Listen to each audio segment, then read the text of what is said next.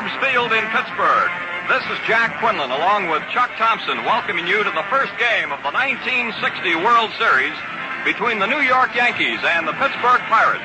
On behalf of your hosts, the General Motors Corporation and the Gillette Safety Razor Company. It is a beautiful day in Pittsburgh. Sunny, blue skies. The temperature 60 degrees here just prior to the start of Game 1 of the 1960 World Series. Yes, the American League champion New York Yankees against the National League champion Pirates of Pittsburgh in the 57th annual greatest show on earth, baseball's World Series. A standing room only crowd of around 38,000 fans has gathered here at Forbes Field to witness the start of the best 4 out of 7 Classic. Yankee manager Casey Stengel has named right-hander Art Ditmar to open it up for New York. Ditmar, during the season, won 15 ball games and lost 9. He is warming up down here alongside the third base foul line. Danny Murtaugh, the skipper of the Pirates, is going with his 20-game winner, right-hander Vernon Law, who is also warming up over here in front of the first base dugout. It was just 33 years ago to this day, October the 5th, that these same two teams battled for the baseball championship. And in that year, 1927, the Yankees swept through the Pirates in 4 straight, and the Yankees are favored again this year. The Yankees flew in Monday afternoon from New York, and they had a workout yesterday here in the Pirates' home ballpark. The first 2 games will be played here, and then following an open date on Friday for traveling, the scene shifts to New York's Yankee Stadium, and games 3 and 4, and 5 if necessary. If games 6 or 7 or both are needed to decide the winner this year, then following another open date for traveling, the 2 ball clubs will again swing back here to Forbes Field. Yes, for the Pirates, it's been a long, long time. A 33-year dry spell. But the fans here in Pennsylvania have been whooping it up all season because this 1960 Pirate crew is a team loaded with speed, loaded with defense, sharp hitting, good pitching, and that old intangible desire. Many baseball men have said that the 1960 Pittsburgh Pirates are a team of young men who worked together, played together, and won together.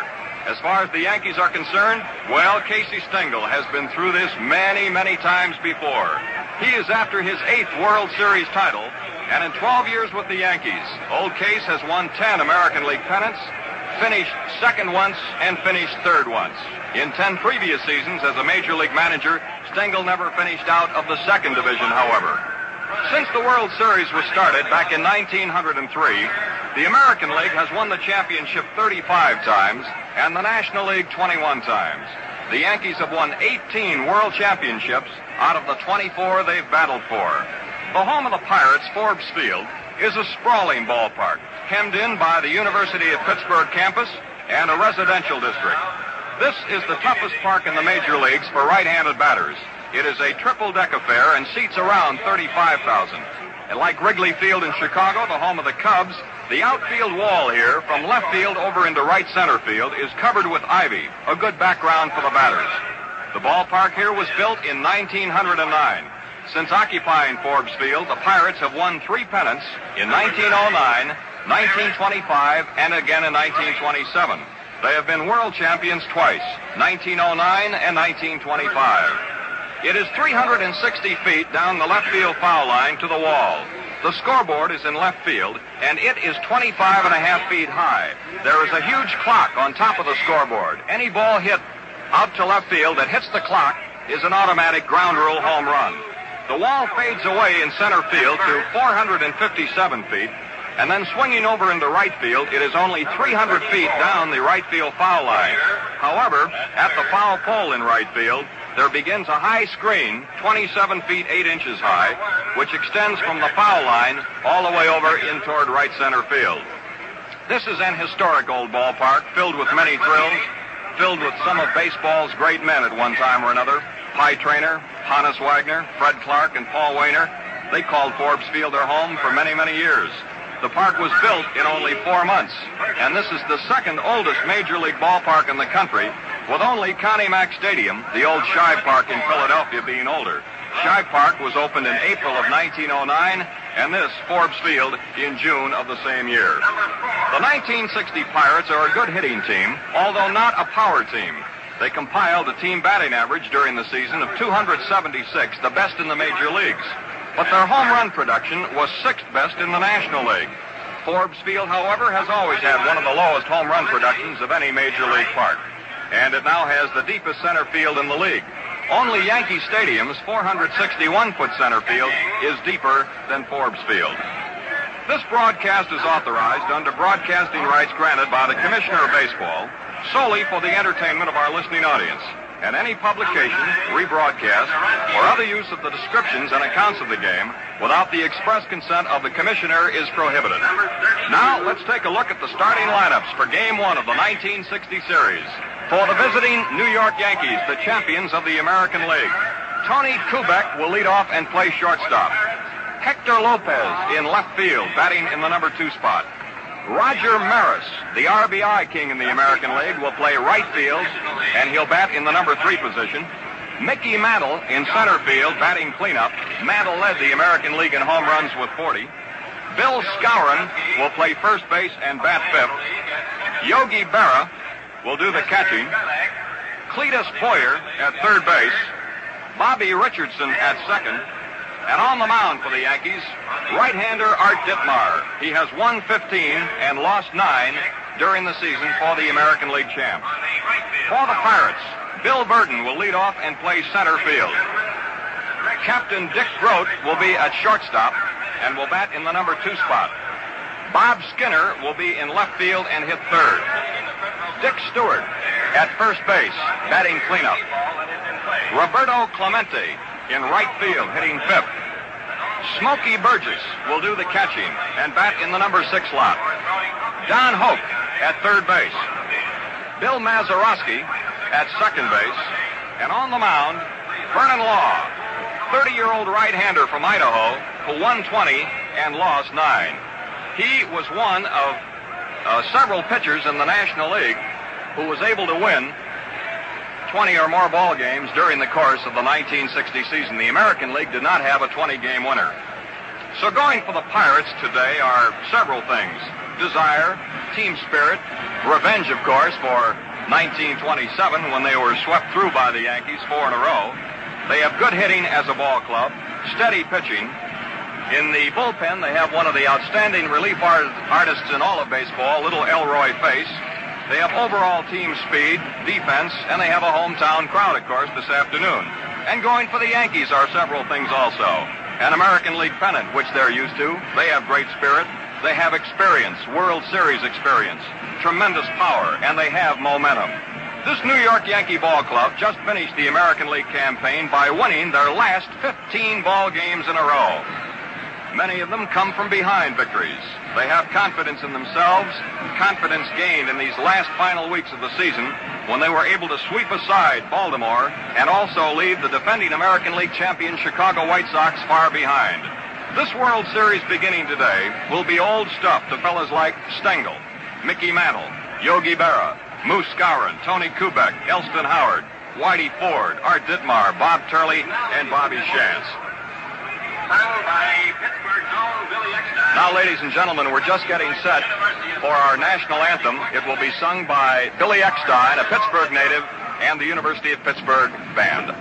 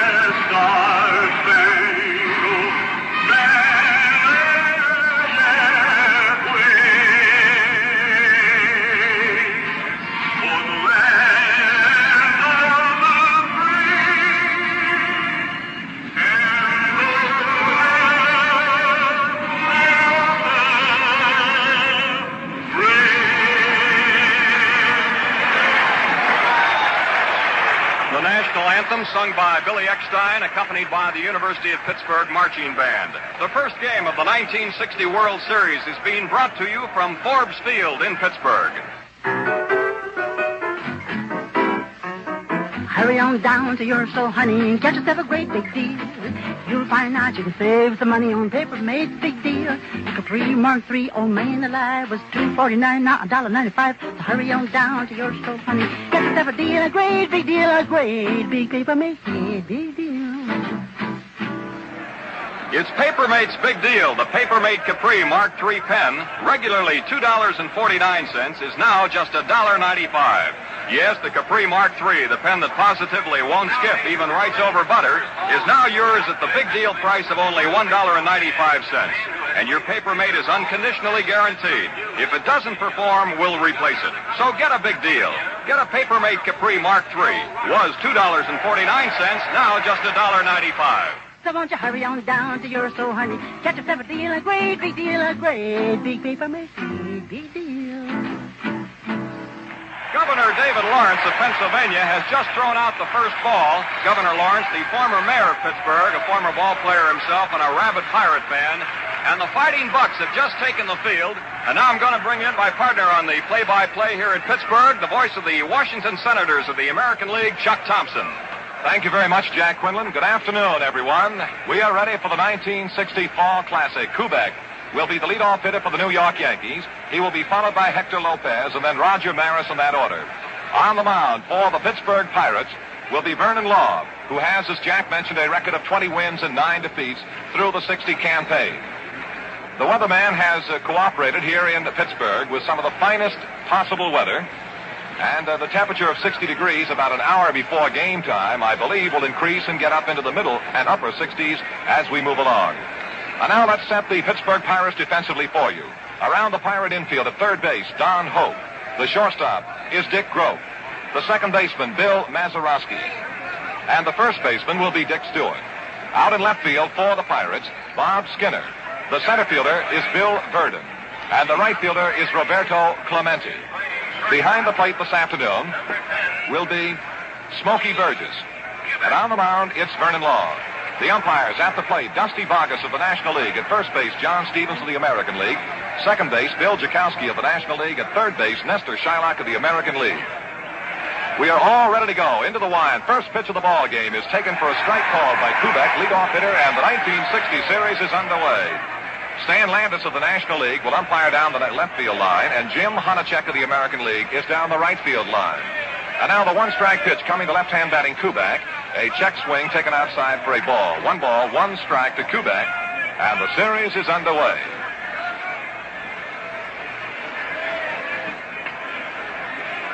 Now Vernon Law into the move, and the 1-1 offering is a beautiful curve swung on and missed, and the count to Kubek, 1 ball and 2 strikes.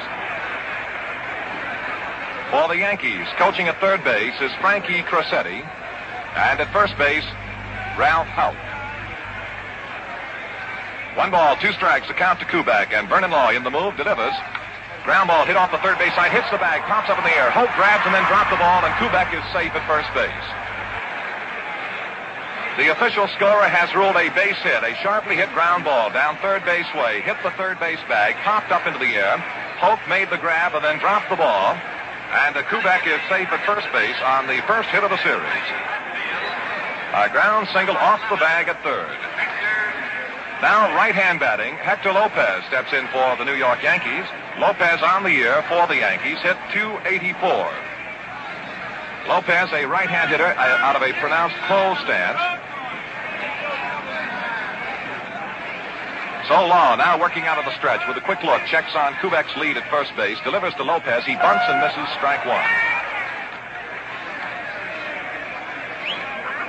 Stewart, the Pirate first baseman, of course, is tight to the bag with the runner Kubek. Don Hoke is playing it very shallow at third, right up alongside the bag and breaking in on the pitch. 1 strike to right-hand batting Hector Lopez. None out, Kubek at first. Vernon Law, the Pirate right-hander, now straddles the rubber, and Kubek checks back to the bag at first.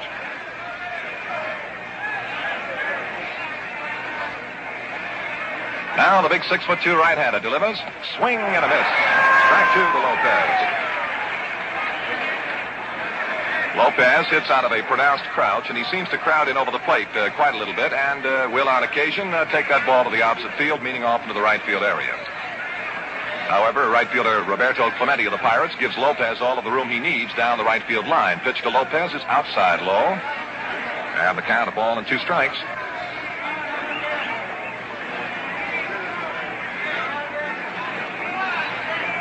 One ball, 2 strikes to Hector Lopez. Yankee left fielder Kubek leading first base, none out. The pitch is low and away, and a good save by Pirate catcher Smokey Burgess. And the count now is even to 2 balls and 2 strikes.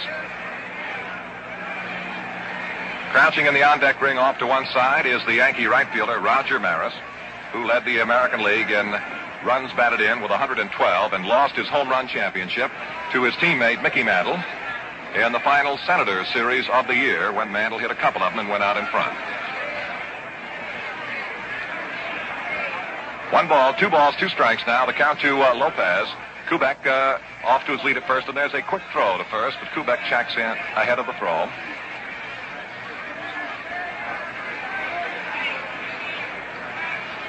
Now the 2-2 again to Lopez. It's outside, and we've got a full count now. 3-2 to Hector Lopez.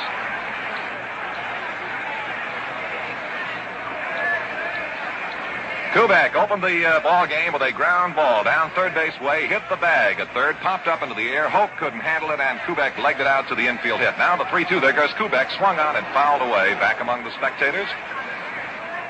And Kubek returns to first, and the count rides on 3-2 to Hector Lopez.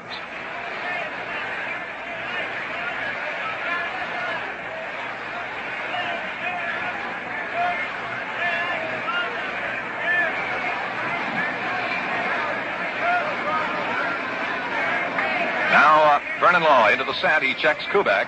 There he goes, and the pitch is swung on. Ground ball right to the second baseman, Mazeroski. He tags Lopez, now throws to first. In time for the double play.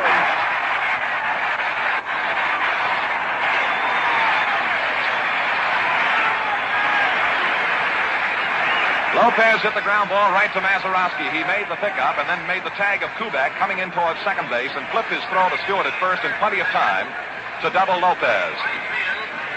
So there are now 2 down in the Yankee half of the first inning. None on, and the batter will be Roger Maris.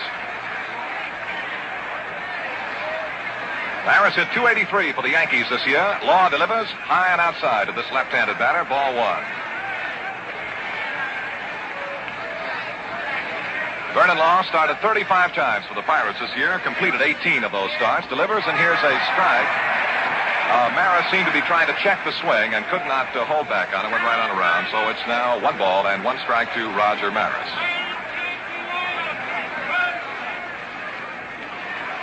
And the 1-1 coming down. Swinging a high fly ball, hit deep into right field. This one ought to do it. It's going to be a home run for Roger Maris of the New York Yankees, and the Yanks go out in front by a score of 1-0.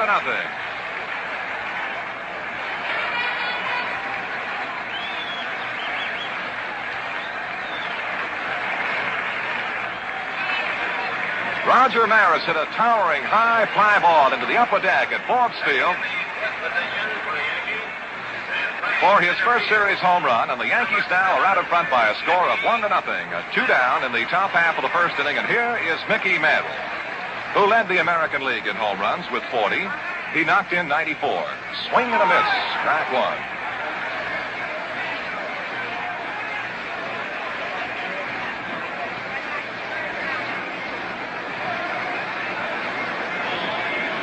And the 1-strike pitch to Mantle, cut on, fly ball, hit out into center field, coming in on the ball to center fielder Verdon, left fielder Skinner, and it'll be Verdon who makes the grab for the final out. And in the Yankee half of the first inning, put down 1 run on 2 Yankee base hits. There were no Pirate errors, and none are left on the score.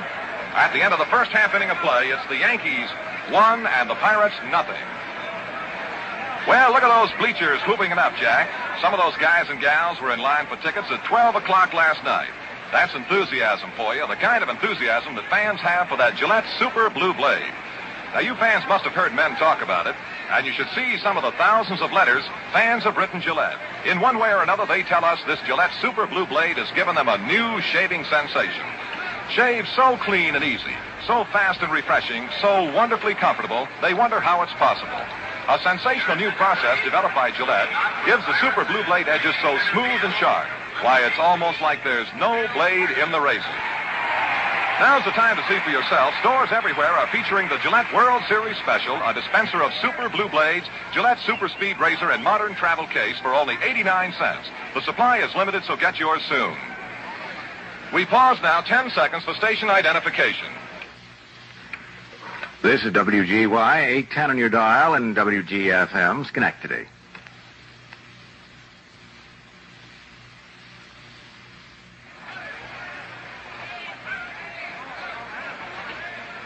The Pittsburgh Pirates come on against Art Ditmar in the last half of the first inning. Bill Verdon, Dick Stewart, and Bob Skinner in that order.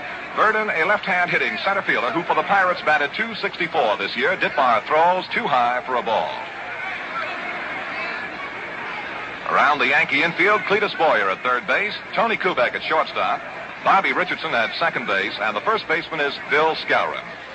And the 1-0 pitch to the left-hand batting Verdon is outside high for a ball 2-0 now. In the Yankee outfield, Hector Lopez in left field, Mickey Mantle in center field, and the right fielder is Roger Maris. Yogi Berra down there behind the plate. And we're all ready to go now. 2-0 pitch to Verdon is cut on. Ground ball is fouled outside of first. And the count to Verdon will be 2 balls, 1 strike.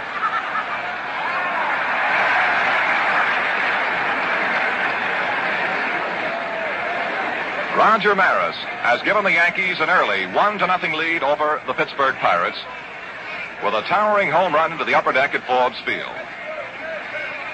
And the 2-1 pitch now to Verdon is high and away, and the count is 3-1. And the Pittsburgh fans here at Forbes Field warm to the task a little bit. They've had a rallying cry in this great old city that has really caught on, and everywhere you go, you see it and hear it. Beat 'em Bucks. Ball 4 is up high to Bill Verdon.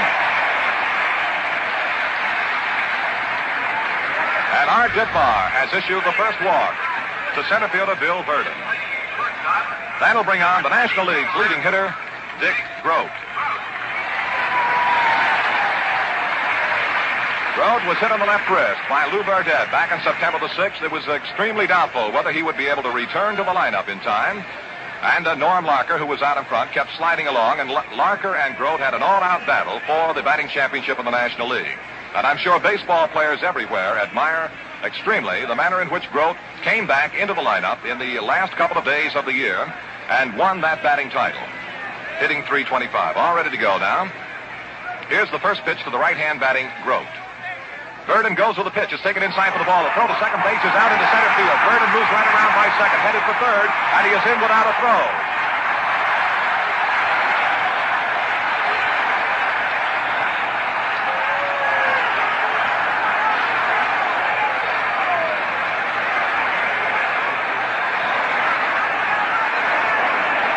Bill Verdon broke with a pitch. It was taken inside for a ball. Berra cut loose with a throw. Kubek and Richardson converging on the bag. Neither got there. It went right on through to center field, and Verdon has gone all the way to third base. We will wait for the official scorer's verdict.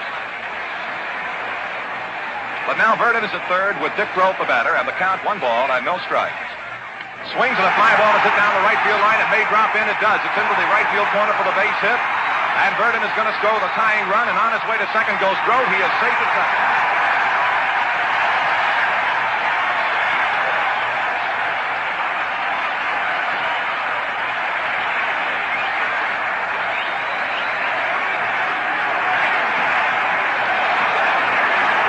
Well, Forbes Field is rocking, and here is Casey Stengel on his way to the mound, where Yogi Berra is talking to Art Ditmar.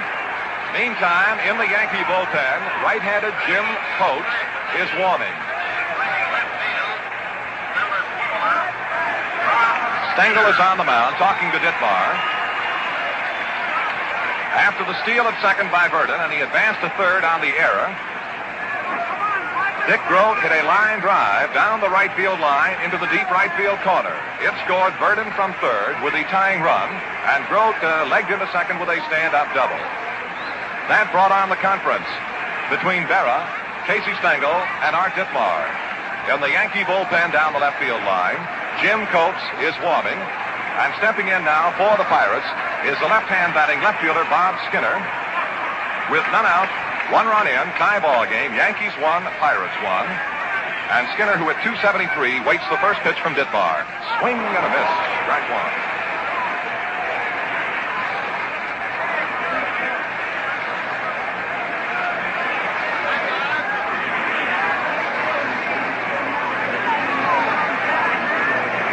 And the one-strike pitch to Skinner. He swings and gets a piece of this one, fouls it in the dirt at the plate. And the count now 2 strikes to Big Bob.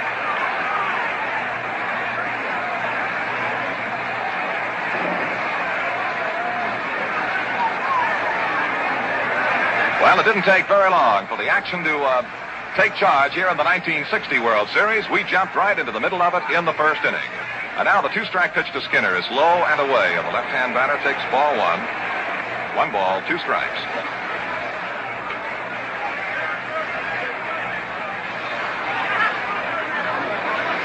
On the scoring of that play, Burden is credited with a steal of second base, and Berra is charged with a throwing error, I believe. We are waiting for official confirmation. Pitch coming down. Swing, ground ball hit back through the middle, hard to his right. Richardson, it's on through to center for the base hit.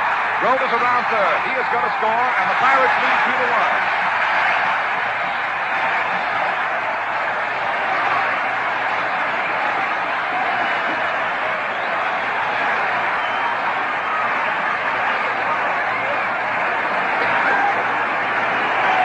With a count of ball and 2 strikes, Skinner hit a bouncing ground ball by the pitcher. Going to his right, Richardson, the second baseman, could not get to the ball. It bounced on through to center field. Grote came freewheeling around to score. And it's now Pittsburgh 2, and the New York Yankees 1. In the last half of the first inning with none out. And the batter is Dick Stewart, who is the tall, rangy, right-hand swinging Pirate first baseman, who has hit perhaps some of the longest blasts of anyone in the National League. He lays claim to the fact that he is the only man to hit a home run straight away over the center field wall here at Forbes Field. He hit 260 for the Pirates. Swings a line drive to right field. Maris waiting, coming in, and Maris is there to make the grab for the first out of the inning. Stewart lined out to the right fielder, Roger Maris. And a great hand goes up for Roberto Clemente, who hit .314 for the Bucks this season and knocked in 94 runs. Roberto is the kind of a fellow that baseball people refer to as a complete ball player. He runs well, he throws well, he hits well, and fields well. First pitch, there goes the runner. The pitch is taken over for the inside corner for a strike. The throw goes into almost to the center field before Kubek can grab it, and Skinner is safe at second.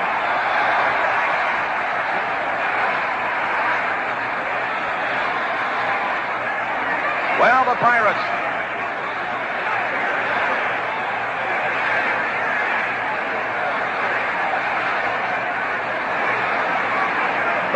have come on with a rush in the bottom of the first inning. They are running. They are hustling. And Skinner is into second base with a stolen base. The pitch to Clemente is swung on, a foul ball in the dirt at the plate. And the count now 2 strikes. Berra's throw to second base was high beyond Richardson, but backing the play was shortstop Kubek, and he prevented the throw from going through to center field. 1 out in the inning, and the Pirates lead by a score of 2-1. Now Ditmar, the Yankee right-hander, throws a pitch that's fouled away. Back on the screen. And the count continues 2 strikes to Roberto Clemente.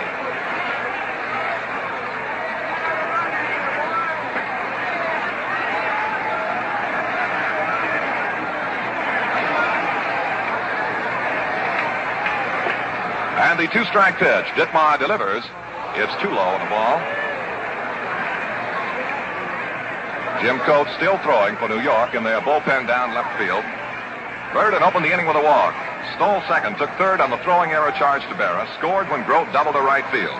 Skinner then singled to center field and Grote scored. And it's Pirates 2, Yankees 1. Pitch coming down is outside high, and the count now 2-2 to Clemente. Roger Maris got the Yankees off to a flying start with a 2-out home run in the top half of the first inning.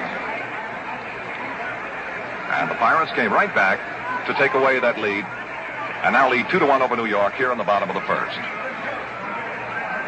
Bob Skinner, the runner at second base with one out. And the 2-2 is swung on a ground ball back through the middle, and it's going to be into center field for the base hit. Skinner around third. He will score.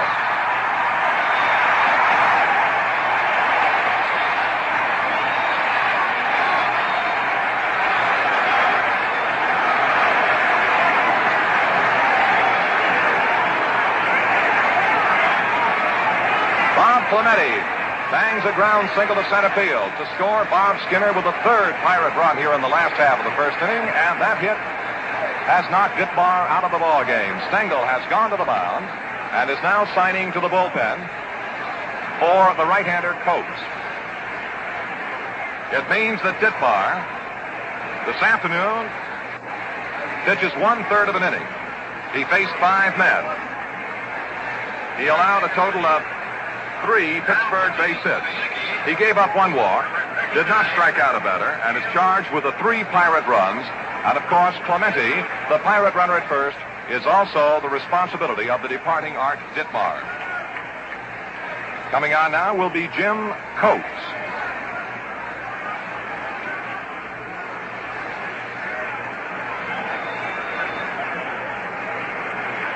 In the regular season, Coates for the New York Yankees had a splendid record of 13 wins and 3 defeats.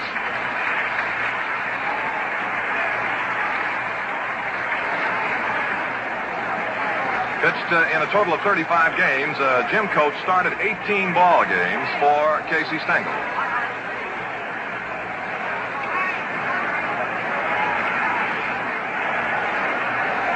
So Coates will come on in the Pirate half of the first inning to see if he can stem the tide. And will first pitch to Smokey Burgess. Well, the number of qualified students seeking higher education increases every year. Help America's colleges meet our future needs. Support the college of your choice. For further information, write to Higher Education, Box 36, Times Square Station, New York 36, New York.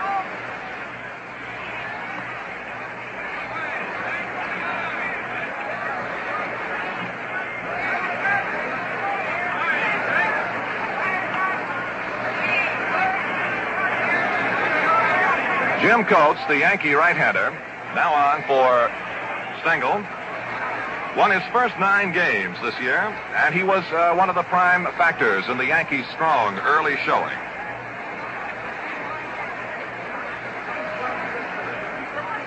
He, however, in the early part of the year, gave up quite a few runs, but at that time the Yankees were scoring quite a few runs. And it would explain, of course, the earned run average for this young right-hander, 4.20. Jim Coates. Now pitching for New York. And Smokey Burgess, who batted .294 for the Pirates this season, steps in. 1 out. Score, Pirates 3, Yankees 1. And a quick throw to first, but back in time is Clemente.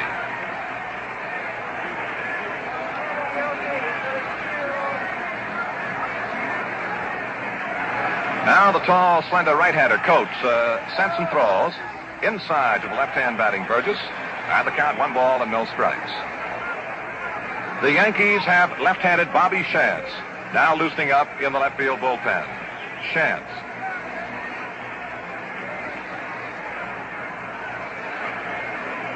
Now the 1-0 pitch to left-hand batting Burgess. Clemente at first. Here's the set and the pitch. Swing and a ground ball off the first base side. Richardson, the second baseman, has. Goes to second for 1. Now back to first. Not in time for the double play.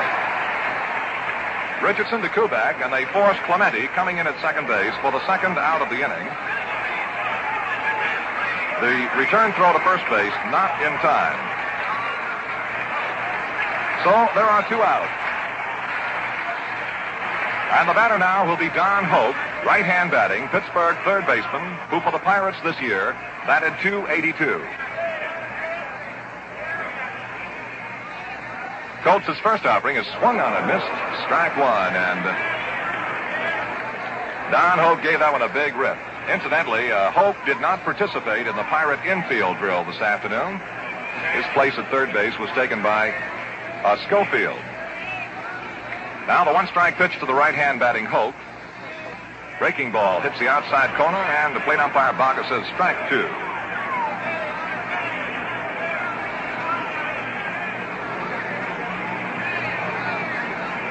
The 1960 series getting underway with a rush at Forbes Field here in Pittsburgh. All ready to go now. 2-strike pitch to Hope. Outside in the ball. 1-2.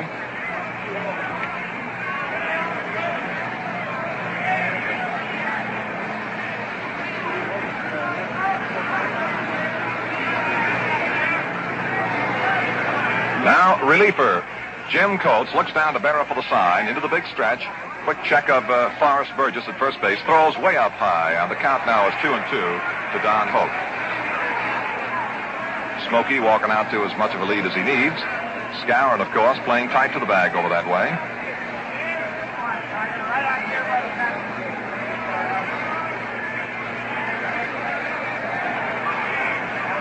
Now your 2-2 offering coming down to Don Hope. To look in for the sign by Coates. Into the move now. Burgess out to his lead. The set. And the 2-2 to Hope. Outside, ball 3. 3-2 to Don Hope.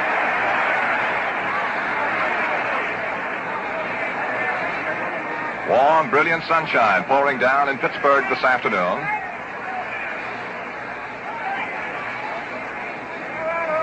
And the Pirates out to a quick start against the New York Yankees. Pittsburgh 3, Yankees 1 in the last half of the first inning, 2 down. Burgess at first, and the 3-2 pitch now coming to Hope. Swing and a foul out of play. So the count continues 3-2.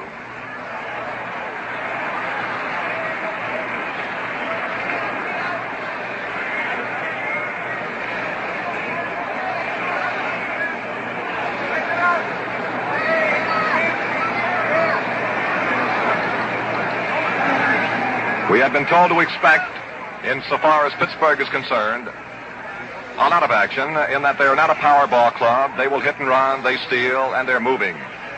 And we've seen it here in the last half of this first inning. Now Coates ready to go with a 3-2 pitch to Don Hope. Burgess at first. The set and the pitch. Ground ball sharply hit toward the shortstop Kubek. He's got, makes the throw to first, and that's the final out. Well, the Pirates grabbed 3 big runs in the last half of the first inning. On the same number of base hits, 3.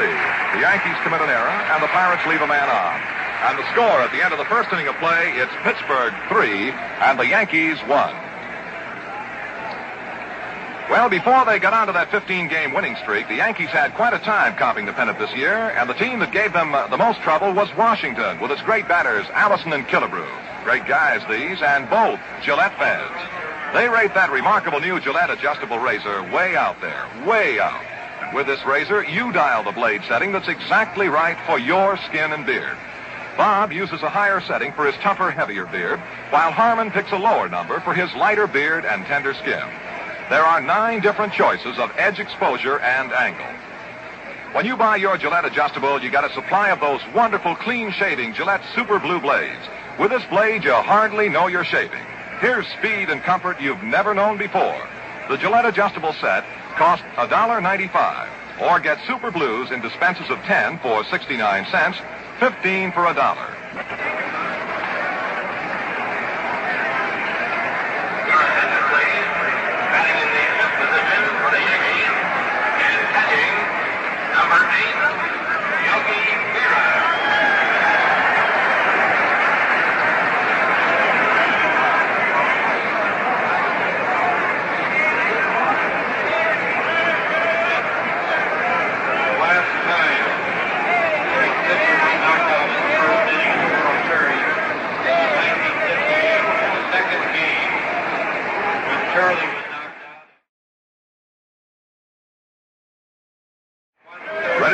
Into the top of the second inning, Berra leads off, and the first offering from Vernon Law is down low for a ball.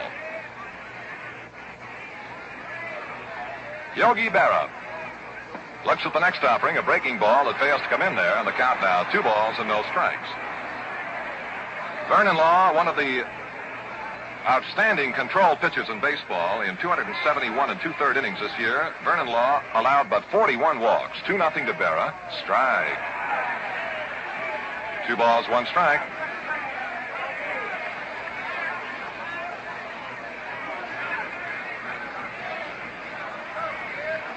And the 2-1 to Berra is swung on and fouled out of play. So the count to Yogi now, 2-2. Yogi Berra has found World Series play very, very profitable. He's been in 10, and of course, swings at a line drive base hit. Is on through to center field. Bill Verdon coming in to make the play, and Berra is on with the Yankees' third hit of the afternoon, a single to center field. The batter now will be Bill Skowron. Batting in the sixth position and playing first base, number 14. Here is Bill Skowron on the year for the Yankees. He hit .309. Powerfully built right-handed batter, and Vernon Law throws a pitch that is fouled back on the screen behind the plate. 1 strike to Skowron.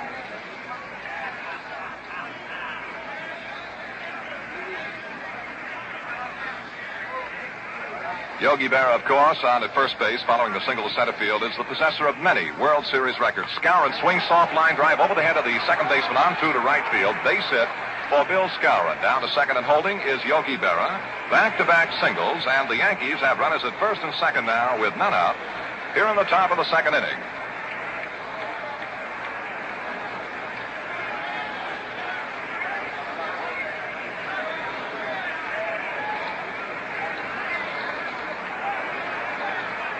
And now it looks as though we are going to get a Yankee pinch hitter.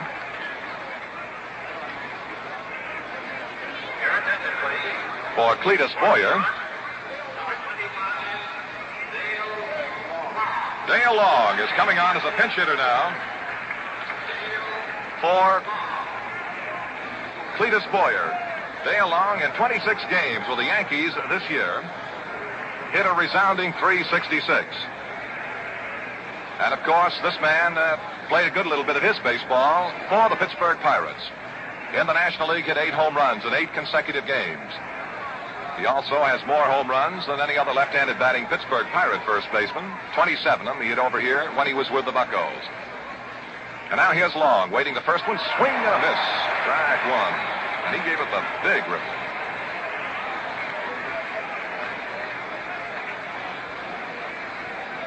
Berra, the runner, at second base. Skowron is on at first base.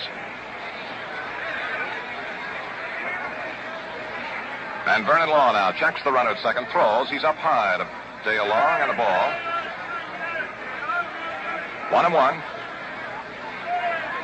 In typical series fashion, Stengel has made his moves early in the ball game. He has relieved his start at Ditmar with Jim Coates, and now is using pinch hitter Dale Long. Yankee runners at first and second, swung on a high fly ball out into right field. Clemente waiting out there, setting up now, begins to come in under the ball, and he makes the catch for the first out of the inning. And rifled a throw to second base, incidentally, but Berra was standing on the bat. As a pinch hitter, Dale Long flies out to the right fielder, Clemente. 1 out, and the Yankee batter will be Bobby Richardson. Bobby hit .252 for the Yankees this year.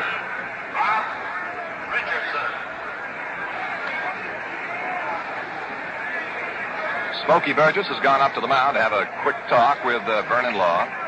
Captain Dick Grote also joined in on the conversation. Yankee runners holding first and second base with 1 out now in this top half of the second inning. And the Pirates lead the ball game by a score of 3-1. Law ready to go now. The pitch to Richardson, swinging a line drive into left field. Coming on is Bob Skinner. He's there to make the grab. And Berra has to dive back, and he didn't make it at second. A double play. Richardson lines to Skinner in left, who fired into second base in time to double off Yogi Berra. And so, at the end of an inning and a half, the score, the Pittsburgh Pirates 3, the New York Yankees 1. For the cool, refreshing lips you crave, try a Gillette foamy shave. Shave and cool and shave and wet. Beat any kind of shaving yet. Shave Gillette. When you're bushed, there's nothing like a Gillette foamy shave to pick you up. Rich, full-bodied foamy holds oceans of moisture against your beard the whole shave through. Man, there's comfort. You look clean, feel clean. No wonder it's the nation's fastest-growing instant lather. And Gillette's K34 antiseptic destroys harmful bacteria. Try foamy, 79 cents. Or the giant economy size, 98 cents. Like menthol, we've got that too. Take your pick. We pause now 30 seconds for station identification. Are you mixing with the best? Saratoga Vichy with the yellow label, with the yellow label. The famous World Series demands a famous name, Vichy. Genuine Saratoga Vichy, the world's greatest mixer. Extra lively, extra dry. Saratoga Vichy always tastes best. Be sure to ask for it by name. Saratoga Vichy. Saratoga Vichy. Yellow label. Saratoga Vichy. Yellow label. Saratoga Vichy. WGY 810 on your dial and WGFM Schenectady. As we move along in the last half of the second inning with the Pittsburgh Pirates leading the New York Yankees 3-1 in a game that's gotten off at a tremendous pace. The one-strike pitch to Mazeroski is cut out and missed for strike two. He'll hit .273 for Pittsburgh this season. The double play that closed out the Yankee half of the second inning. A line drive hit by Richardson, caught by Skinner, the left fielder, thrown to second baseman Mazeroski in time to double off Berra diving back. Here's a ball up high now to Mazeroski.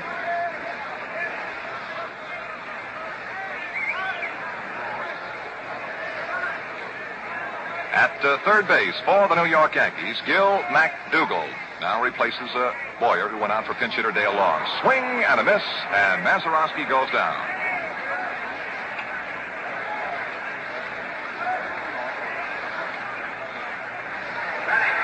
One out in the Pirate half of the second inning, and here is pitcher Vernon Law.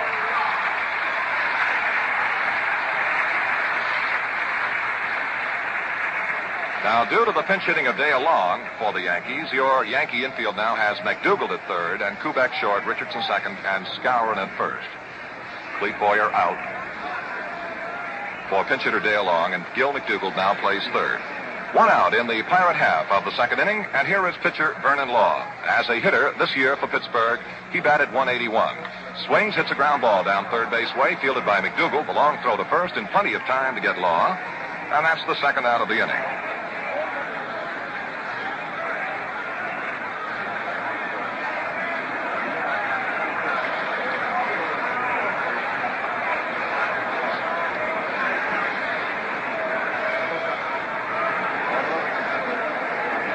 With two out and none on, leadoff hitter Bill Verdon faces Jim Coates, who relieved Art Ditmar. Ball is outside low to Bill Verdon. Ditmar was unable to survive the first inning this afternoon at Forbes Field.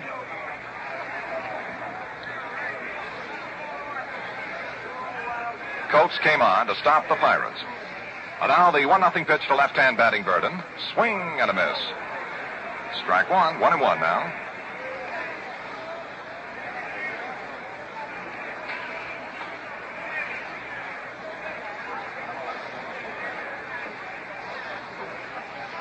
And a ball now, high and outside to Bill Verdon.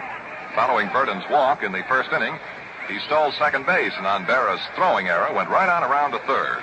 Dick Groat followed with a double to right field, and the Pirates tied the game. And then went on from there in the bottom of the first to take over a 3-1 lead. The lone Yankee run coming on Roger Maris's home run. Foul ball in the dirt behind the plate. 2-2 now to Verdon.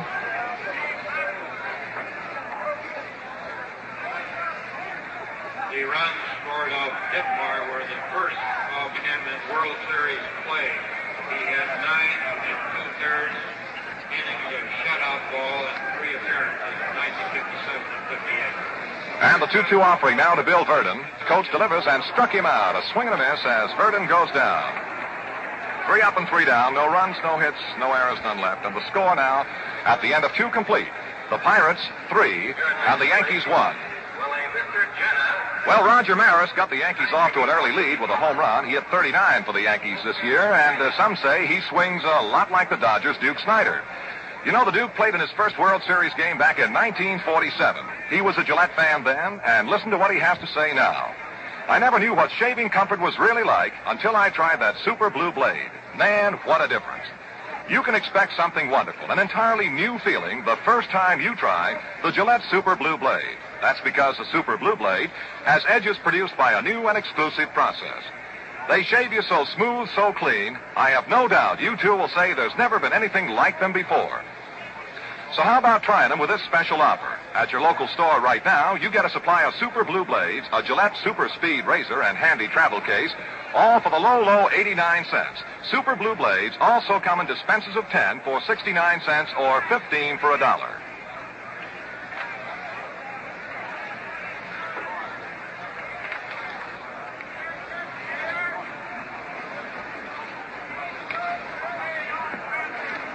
Yankees coming to bat in the top of the third with their pitcher, Jim Coates. Well, today's highways are more crowded than ever, and careless driving claims a life every 14 minutes.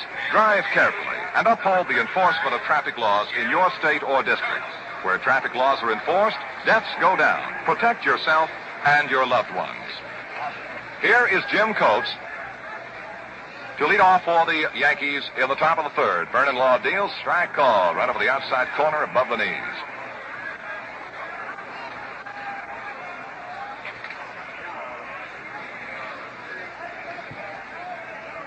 And the one-strike offering is swung on and missed. Strike two. Well, the folks at Forbes Field seem now to be sitting back just a little bit more after that most explosive first inning. Two-strike pitch to Coates, right-handed batter, is a sweeping breaking pitch low and outside. And the count now, a ball and 2 strikes.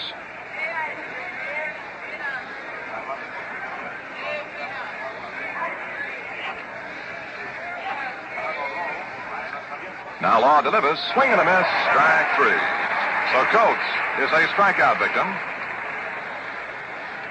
And that's the first strikeout recorded this afternoon by Vernon Law. 1 out in the Yankee half of the third inning. And here now is leadoff batter Tony Kubek, who got the ball game started on a ground ball down third that hit the bag at third and popped up into the air, and Hope was unable to make the play. The ruling was a base hit. And now Law delivers, swing and a foul ball out of play. Strike 1 to Kubek.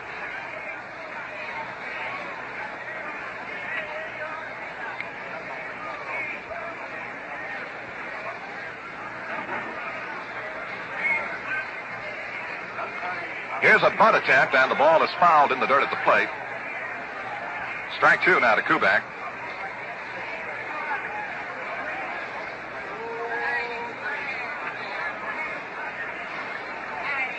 The 1960 World Series underway, with the Pirates leading the Yankees 3-1 in the Yankee half of the third. The pitch is unintentionally hit fouled off the third base side. It looked like Kubek tried to check up on the swing and turn off the pitch, but the ball hit the bat and trickled foul. 2 strikes to Kubek. 1 out, none on.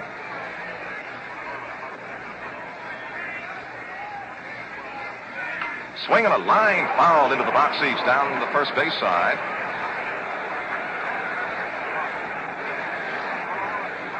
And as so often happens around the old ballpark, the fellow who sticks his hand up in front of that line drive foul usually winds up with nothing more than a sore hand, and somebody else has a souvenir baseball. 2 strikes to Kubek. Vernon Law throws, swing and a ground ball, hit right back toward the mound, and a big hop grab by Law, thrown to first just in time to get Kubek. That was almost what you could call a Baltimore chop. It took a little bit of a short hop out in front of the plate, and then one up in the air, much in the manner of a pop fly. Law could do nothing but wait for it to come down, and then make the quick throw to first to retire Kubek. 2 out, and here is Hector Lopez. Lopez, in the first inning, grounded into a snappy double play. Mazeroski to Stewart. Strike call now to Lopez. With Kubek at first base in the first inning, Lopez hit the ground ball to the second baseman Mazeroski, who made the tag of Kubek coming down and then threw Lopez out. And the 1-strike pitch, swing and a high pop-up down the first base side. Dick Stewart is drifting back in foul territory near the box seat railing, leans in, but he can't get it. It's back in about 3 or 4 rows. 2 strikes to Hector Lopez.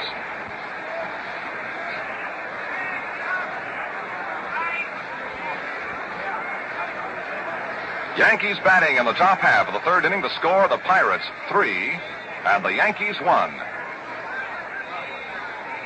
And the two-strike pitch to Lopez. Swinging another foul ball down the right field side out of play.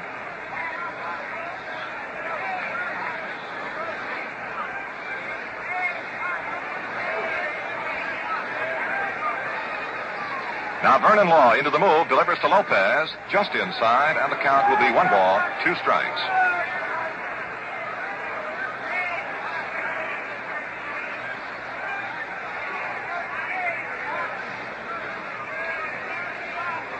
And the 1-2 to Lopez. He swings a ground ball up the third base side of the mound, fielded by pitcher Law. He recovers, throws to first in time to get Lopez.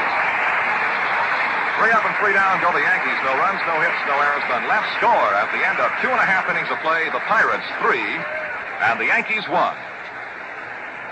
Have you heard about it, you men who use deodorants? Gillette announces a brand new deodorant made especially for men. It's called Right Guard, and it's different. It's a power spray. Just touch the nozzle, and in 2 seconds, you have 24-hour protection. Right Guard sprays with the power a man needs. Its fine aerosol mist gets right through to where the odor begins, stops it right there, and checks perspiration.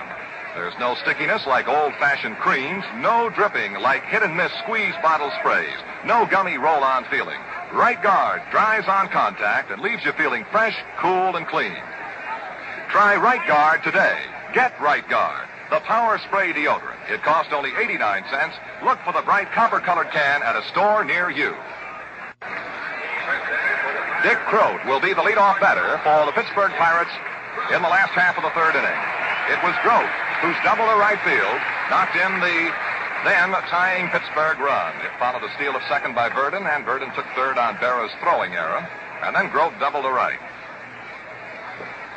Well, here is Groat facing Jim Coates now. Right-hand batting and right-hand pitching. Coates, the Yankee right-hander, into the move and delivers. Strike. He ripped the fastball through on Groat.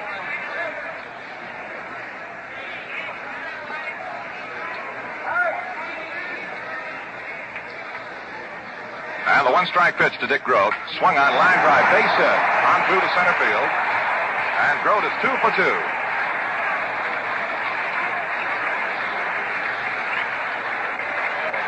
For the Pirates this afternoon, it will be their 4th base hit. They have now had 3 singles and a double. This would be the first Pirate hit against Jim Coates. Bob Skinner, the batter now. Skinner, in the first inning, followed Groat's double with a single to center and drove in the second run. Coates into the big stretch now. Sets and throws. Skinner takes high for a ball. Skinner is a left-handed swinger in the style of Mickey Vernon. A smooth, swinging left fielder. Quick throw to first, but standing on the bag over there is Dick Groat. Coates felt perhaps he might catch Groat going the wrong way. Now Groat steps out to his lead. The set by Coates. And now Coates straddles the rubber, and Groat checks back in at first. Skinner steps out of the box.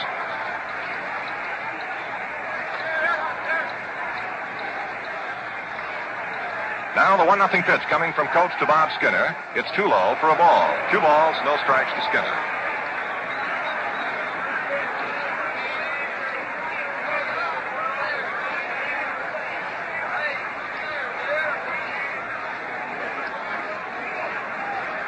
McDougal crowding in down the third base line for the Yankees as Coates goes to the big stretch. He sets now, 2-0 to Skinner. Strikes is played on by Dusty Bacchus. 2-1 now.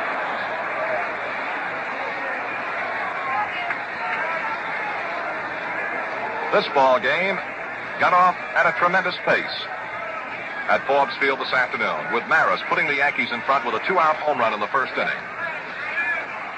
Now your 2-1 pitch to left-hand batting Bob Skinner. It's inside to the southpaw hitter, and the count now is 3 balls and 1 strike. Coates with a breaking ball that darted low and inside to Skinner.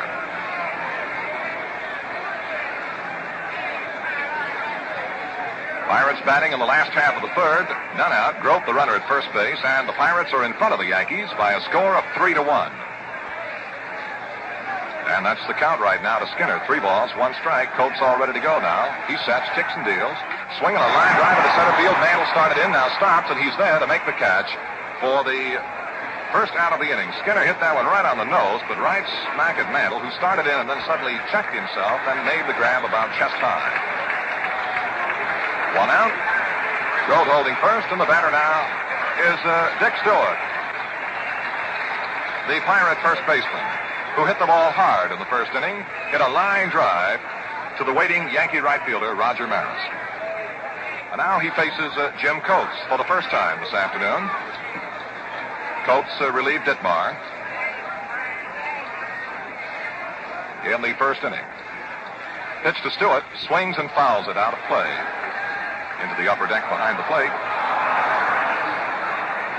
Of course, those moans and groans you hear follow the progress of that baseball as it bounces from one fan to another.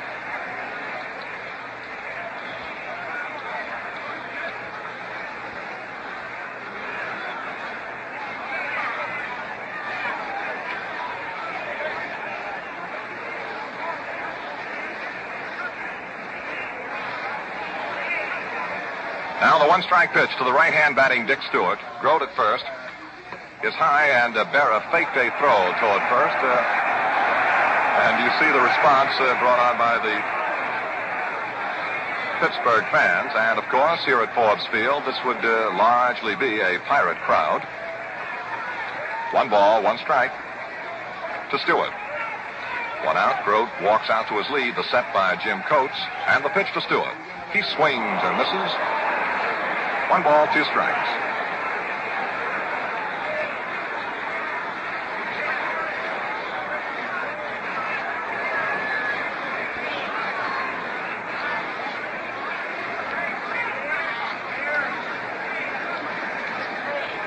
Bill Skowron playing tight to the bag at first base. Grote, the runner over there, opened the inning with a single to center field. Skinner then lined out to center fielder Mantle, and now the 1 ball, 2 strike pitch coming to Dick Stewart. Coates throws, swinging a ground ball is foul outside of third, and the count will ride on at a ball and 2 strikes.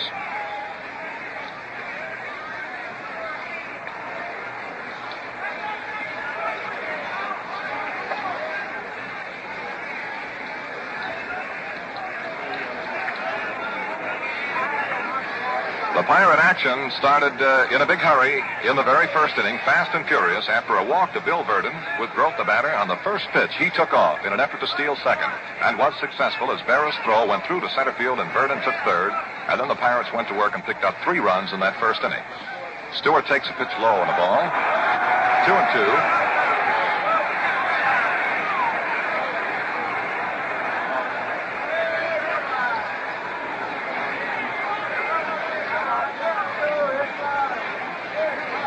2 balls, 2 strikes to Dick Stewart. Coates leaning in for the sign. He's ready now. Now a quick throw to first, but Grote checks back in safely. Under the watchful eye of first base coach Mickey Vernon.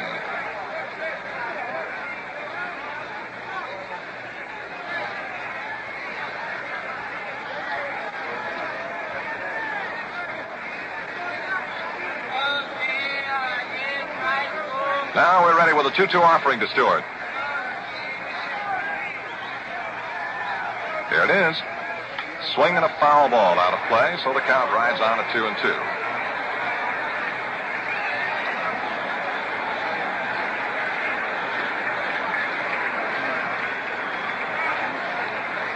The Yankee outfield to Dick Stewart is shaded toward left and very, very deep. It is 365 feet tight down the left field foul line here at Forbes Field in Pittsburgh. There is a 12-foot wall, but a 25-foot 6-inch scoreboard favoring the foul line in straightaway left field. And the 2-2 pitch to Stewart. Here it is. Line drive, base hit out of the left field corner. Lopez is running it down. Grote is around second, and he is going to go to third. Here's a throw coming into third base. He slides. He is out at third base, and on to second goes Dick Stewart. Hector Lopez, really racing for the line drive in the left field corner, made the pickup and threw to McDougald at third base, and they put it on the sliding Dick Grote for the second out of the inning.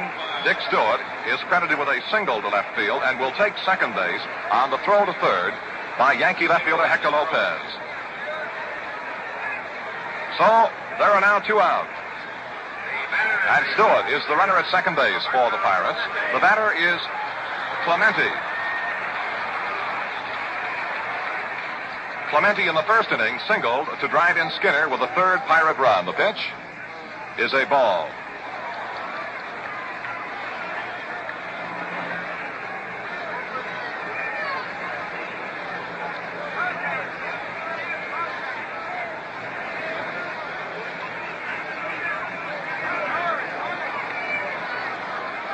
Now, Yankee right-hander Jim Coates ready to deal the 1-0 pitch to Clemente, right-handed batter. Coates throws, swing and a fly ball, hit pretty well out into right field. Roger Maris going to his left near the warning track. The Yankee right fielder is there to make the grab for the final out of the inning. For the Pirates in the third, no runs, 2 base hits, no Yankee errors, 1 man left on, and now at the end of the third inning, the score is Pittsburgh 3, New York 1.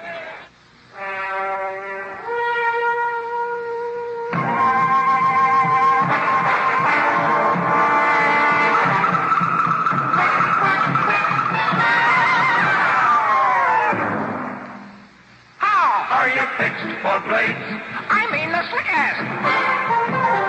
how are you fixed for blades? I mean Gillette. Super Blue Blades by Gillette. Give the quickest, cleanest shave a man can ever get. How are you fixed for blades? I mean Gillette Super Blue Blades.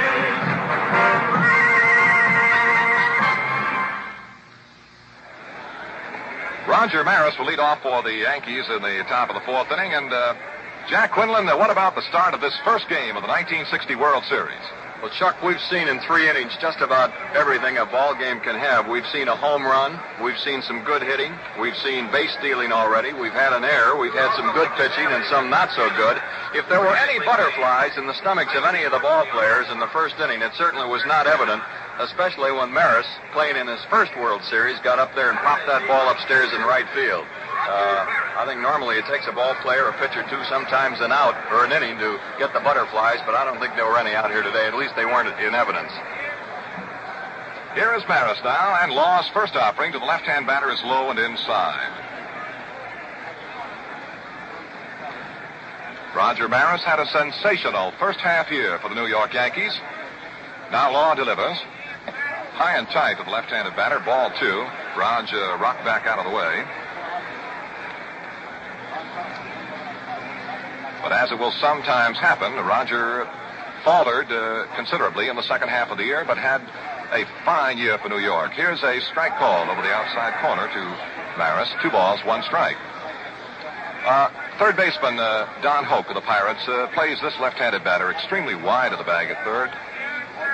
Pitch now to Maris. Swinging a ground ball, base hit, right back through the middle of center field. Coming in on the ball is Verdon, and Roger Maris is 2 for 2 this afternoon. And that brings on Mickey Mantle. Mantle, who flied out to the center fielder Bill Verdon in the first inning.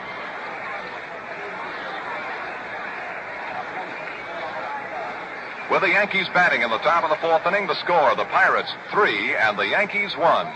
Vernon Law checks runner Roger Maris at first, throws inside to the left-hand swinging Mantle. Ball 1.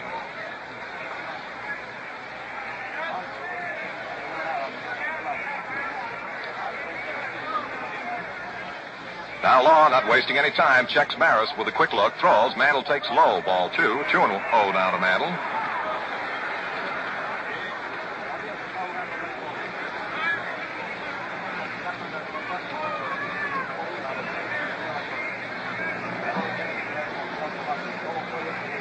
Mantle now waiting the 2-0 pitch from Vernon Law. And it goes to first base. Checking back in time, however, is Maris.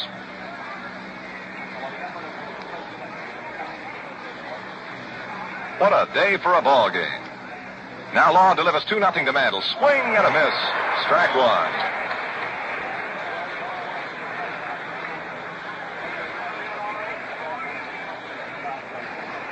When you would check Mickey Mantle's batting average on the season, you might suspect that he had not a good year for New York because his average was but 276.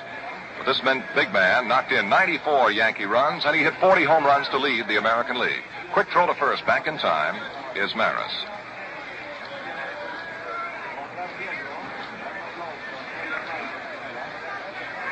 Now the 2-1 pitch coming to Mantle. Swing and a high pop foul, and it's going to be out of play off the third base side. 2-2 to Mantle. Danny Murtaugh has the bullpen active again with left-hander Fred Green, and I believe the right-hander down there is Labine. 2-2. To Mickey Mantle.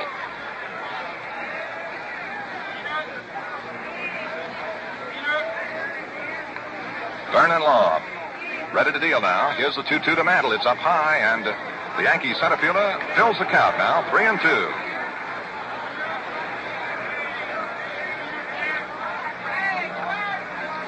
None out in the inning. Runner at first base, Maris. And let's see what Maris is going to do. Here comes the 3-2 to Mickey Mantle. There goes Maris. Swung on and popped up. A foul off the third base side. It'll be out of play. Way back in there. And, some spectator made a dandy one-handed grab.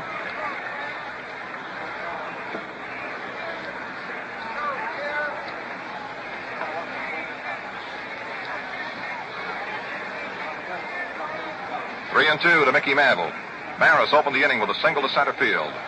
And now here's the 3-2 pitch as Maris holds on this one, and Mantle takes high for a ball 4. Maris goes down to second base. Mantle is on with the walk.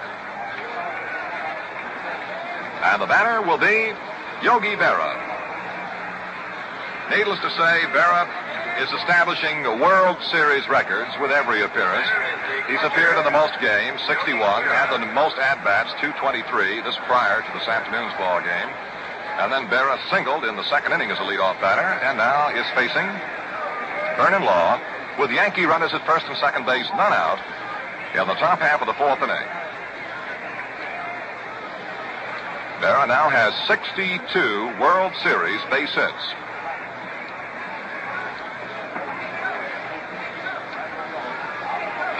Vernon Law now throws to Berra. Swing and a miss. Strike one. Pirates 3, the Yankees 1. In the Yankee half of the fourth inning, but the Bombers from New York are threatening. None out. Runners at first and second base, tying runs on. And a one-strike count to Berra. The pitch, swing, fly ball, well hit, deep out into right field. Back in the ball is Clemente, still going back. Verdon is back there, and it is going to be caught up against the wall out there by Verdon. After the catch, tagging up at second base, Maris comes on down to third. Clemente and Verdon collided, and both of them were facing the wall, and it was impossible for me to say which of the two had caught the ball.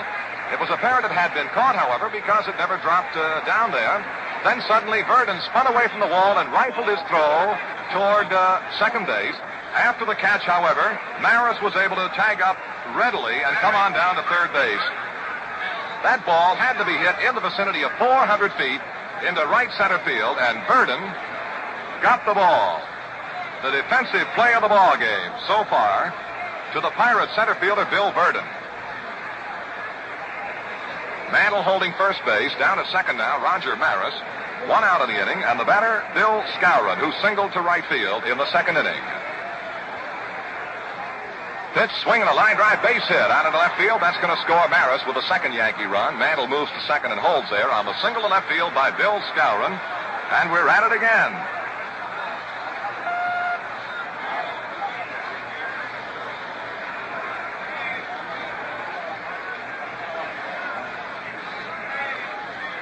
It had been said by Danny Murtaugh that he would play Verdon in center field because he wanted Verdon to show the Yankees how center field should be played. Well, he made a tremendous grab of the fly ball hit a moment ago by Yogi Berra.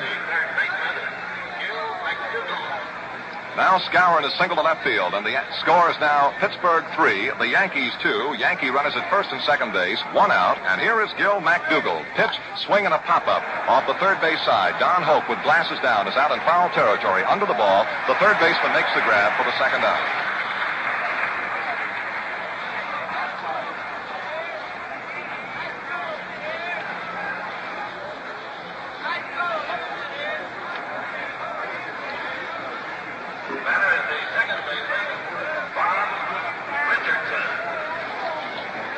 With 2 out in the Yankee half of the 4th inning, and the score, the Pirates 3, the Yankees 2. The batter now is Bobby Richardson.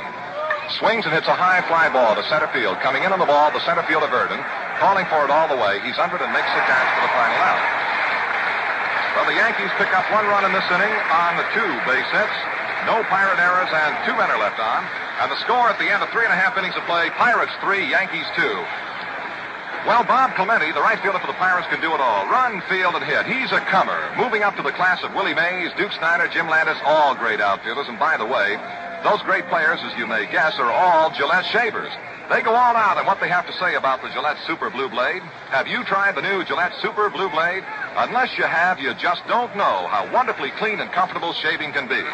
There has never been anything to compare with it in the manufacture of shaving instruments. You shave quick and easy. You look and feel clean. You're refreshed. By now, 12 millions have tried the Super Blue Blade. How about you? There's no better time than right now. For while they last, you get a dispenser of Super Blue Blades, a modern Gillette Super Speed razor, and streamlined travel case, all for only 89 cents. Gillette Super Blue Blades also come in dispensers of 10 for 69 cents or 15 for $1. We pause now, 30 seconds for station identification. Are you mixing with the best? Saratoga Vichy with the yellow label, with the yellow label. Always ask for Saratoga Vichy, the mixture that's bubbling over with good spirits. And remember, Saratoga Vichy comes only in a bottle, the green bottle with a yellow label. Saratoga Vichy, yellow label. Saratoga Vichy, yellow label. Saratoga Vichy. WGY 810 on your dial and WGFM Schenectady. Burgess leads off for the Pirates in the last half of the 4th inning. 3-2, Pittsburgh leading the Yankees. Hits a high fly ball out into right center field. Maris and Mantle converge. Maris calling for the ball. And now Mantle moves over, and Mantle makes the grab. So Burgess on the first pitch flies out to the center fielder, Mickey Mantle. Now the batter will be Don Hoke. In the first inning this afternoon, Hoke carried the count 3-2 against Jim Coates before grounding out the shortstop, Kubek.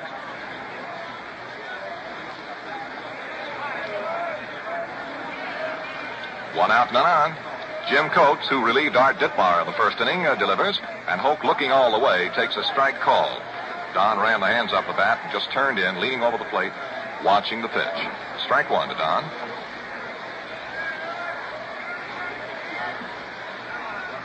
And the Yankee right-hander, Coates in the move now, delivers. He's high with this offering, and the count evens 1 ball and 1 strike. The Pirates 3, the Yankees 2, and the Pirates are batting 1 out, none on in the last half of the 4th inning.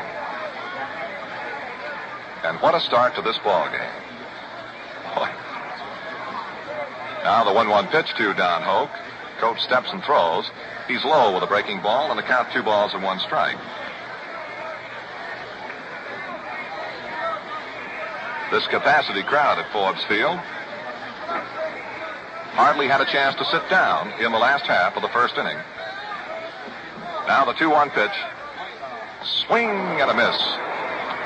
Don gave it the big riffle. He was trying to hit that one far out into the afternoon. Hoke hit 16 home runs for the Pirates this year. Drove in 79. And his average on the season was .282. Now Coates ready to go. 2-2 pitch to Hoke. Too low. And we fill the count 3-2.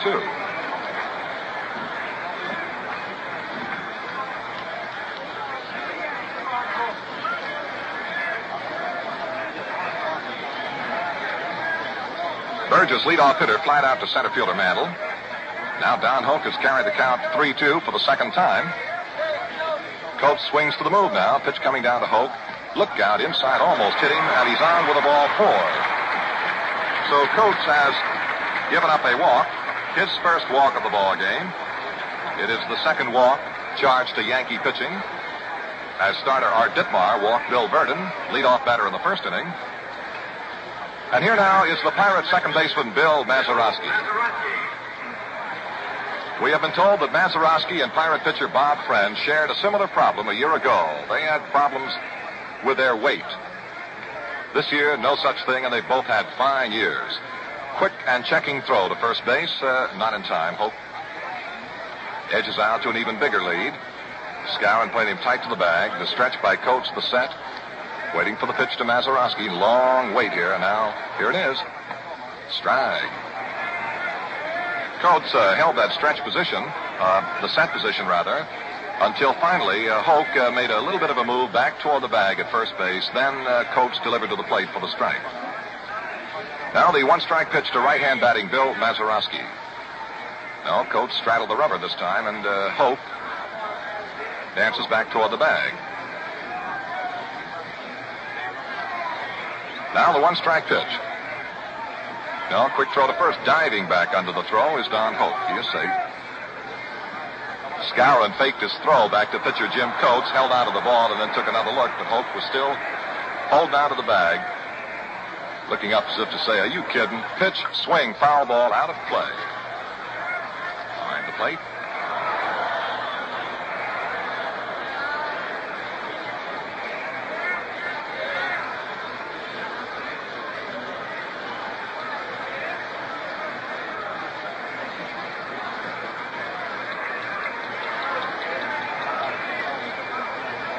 Two strikes, the count to the Pirate second baseman Bill Mazeroski. One out in the last half of the fourth inning. Pittsburgh 3, the Yankees 2. And another quick throw to Hoke, who has to belly back into the bag at first. Hoke getting as good a lead as he can. The ball players say get as big a lead, so big that it'll allow you to just about get back there.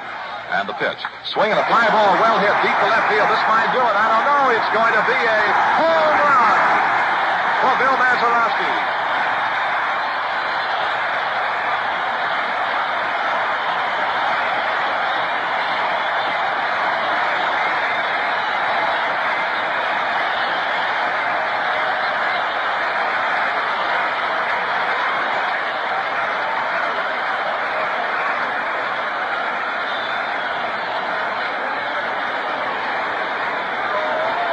Bill Mazeroski has just hit a home run over the scoreboard in the left field corner. Two more Pirate runs come in, and it's now Pittsburgh 5, the New York Yankees 2 in this first game of the World Series. The batter is pitcher Vernon Law. Ball one is high and inside of Vernon.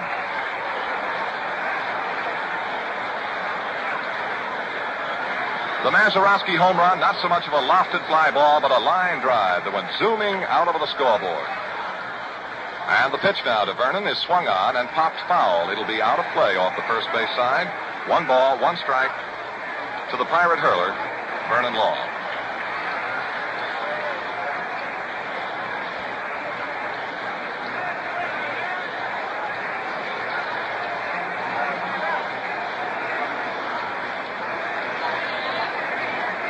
The Pirates carrying the battle to the New York Yankees here in their home ballpark. Now lead by a score of 5-2, one out and none on. And the 1-1 pitch to Vernon Law. Jim Coates delivers. High, ball two.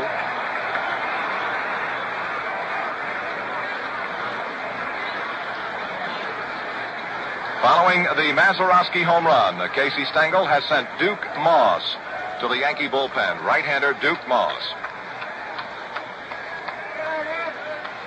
Duke Moss is the Yankee pitcher warming up in the bullpen. And the 2-1 offering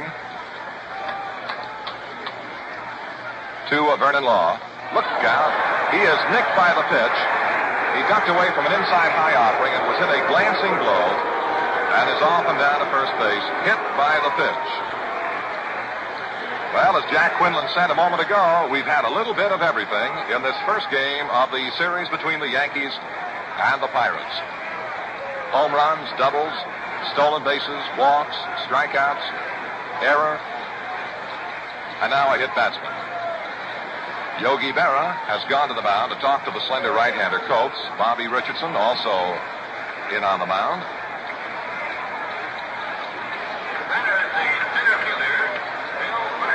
So with one away and Pirate hurler Vernon Law on at first base, the batter will be center fielder Bill Verdon.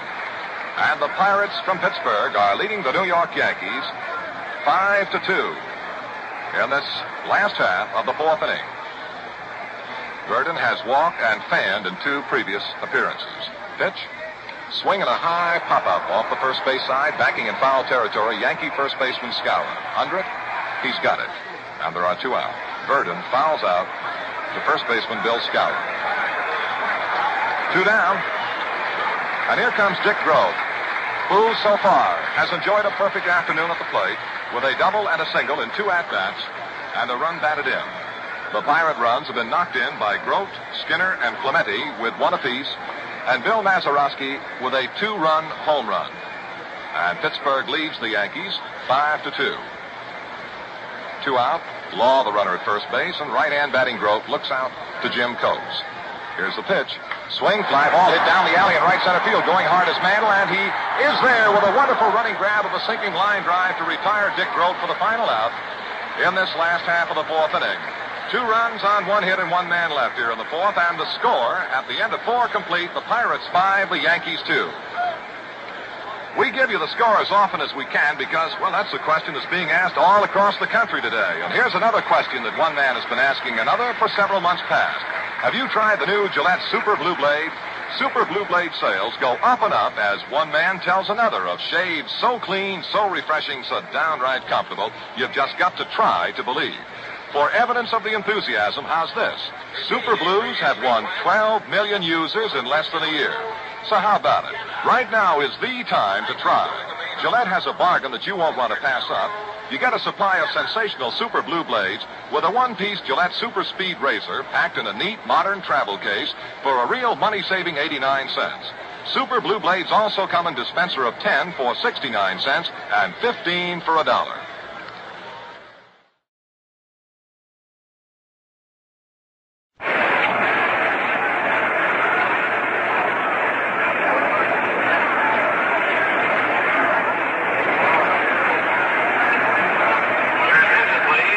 Ready to move right along to the Yankee half of the 5th inning. Here is a pinch hitter to bat for pitcher Jim Coates. John Blanchard is coming on for the New York Yankees to bat for pitcher Jim Coates. Blanchard, a left-handed batter, and on the year for New York in 53 ball games, batted .242. John Blanchard.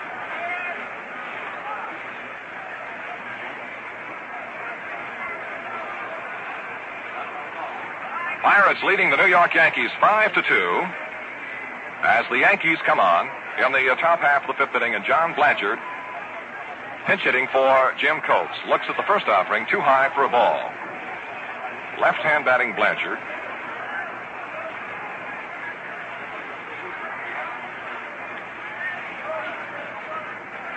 Vernon Law rocks to the line and throws. Swing and a miss. He got that good breaking ball by Blanchard.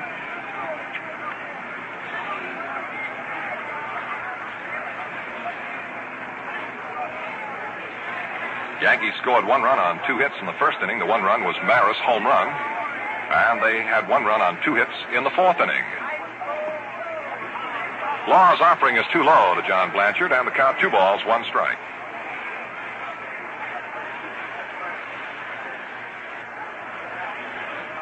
And the next offering is swung on a ground ball, sharply hit to first base, picked up neatly by Dick Stewart. He runs to the bag and tags up for the unassisted put out, and listen to the hand that he gets. And I'm certain that most baseball fans are aware of the fact that Stewart is not to be classed among the better fielding first basemen in baseball. But Blanchard hit a ripping ground ball to the glove side of Stewart, and he made it look ridiculously easy. And the fans here in Pittsburgh gave him, as you heard, a wonderful ovation. 1 out, none on, and left-hand batting Tony Kubek faces Vernon Law. Ball inside low to Tony.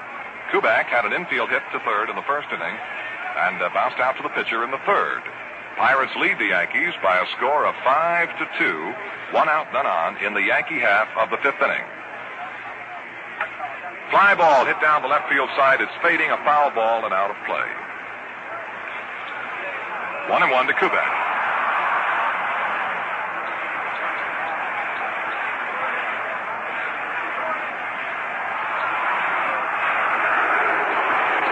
Crowd reaction. A foul ball bounced out of the seats down there onto the playing field, and it never found its way back among the spectators, and that's what brought on the reaction.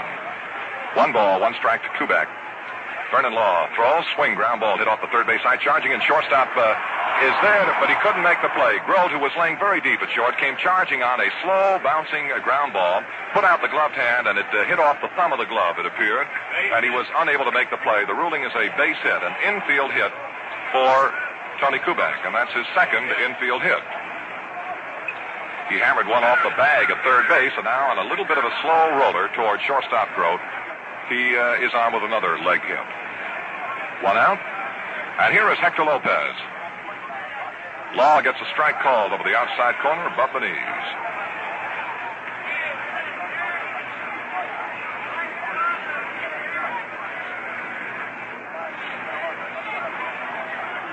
And the one-strike pitch to the right-hand batting Lopez. Law with a long look to first throws. He curved him and caught the corner. Strike two. Lopez hit into a double play in the first inning and bounced out to the pitcher Vernon Law in the third. Pirates 5, Yankees 2, 1 out. Kubek, the runner at first, and the two-strike pitch to Lopez. Swing and a high fly ball off the first base side. Dick Stewart, first baseman, is calling for it, backing on the skin of the infield. He's there to take it for the second out of the inning. Lopez pops out to first baseman Dick Stewart. Two down, and here is Roger Maris,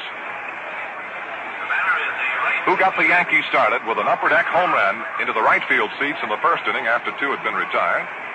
Then Maris in the fourth inning as leadoff batter spanked a single to center field and eventually came on to score the second Yankee run. So Maris is 2 for 2.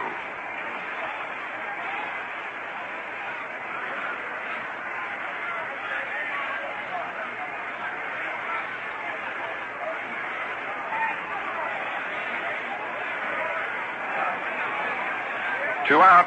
Kubek, the Yankee runner at first base. And now Law, the first offering to Maris. Look out right up under his chin. A whistling fastball that came high and tight to Roger Maris.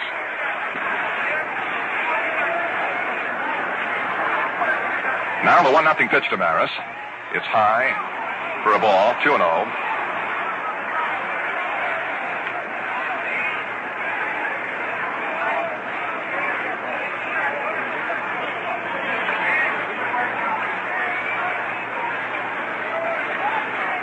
And the 2-0 pitch to Roger Maris, cut on and fouled out of play behind the plate. 2 balls and 1 strike as Maris went to cutting on a 2-0 pitch, fouled it away.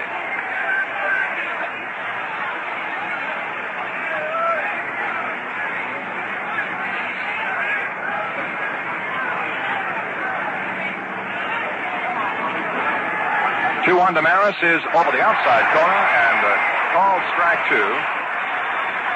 Good breaking ball. Kind of looked like a sinker. Law, I am told, throws a sinker, and he'll kind of turn it over. His fastball, he'll turn it over, and it will be sinking and going down and away to a left-handed batter, such as Roger Maris. 2 balls, 2 strikes to Maris. 2 out, Kubek at first. Here's the pitch. Swing and a high pop-up off the first base side. Dick Stewart, Pirate first baseman in foul territory, walking under it. He's got it. That's the final out. For the Yankees in the 5th. No runs, 1 hit. No errors, 1 left. And the score at the end of 4 1/2 innings of play, it's the Pirates 5, the Yankees 2.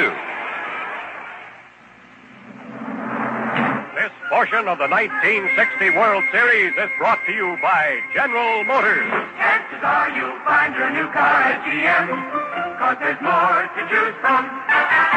Value and choice from GM. Yes, you get solid General Motors value in every one of the GM cars for 61. Widest choice ever. Chevrolet and the new size Chevrolet, the Corvair. Pontiac and a new size Pontiac, the Tempest.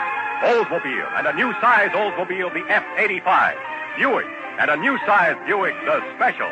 And Cadillac. Value and choice from GM. And remember, all of these great General Motors cars are backed by the new GM dealer warranty, which excludes only tires and those items recognized as normal maintenance. It provides the finest kind of protection for your investment during a full year or 12,000 miles of driving, whichever comes first. Moving now to the last half of the 5th inning, and the Pirates will come on against a new Yankee hurler. And to tell you all about it, it is my pleasure now to swing this microphone over to the voice of the Chicago Cubs and a fellow we enjoyed so much in the All-Star game in Kansas City, Jack Quinlan. Jack? Well, thank you very much, Chuck, and hi again, baseball fans. Duke Moss is the third Yankee pitcher of the ball game.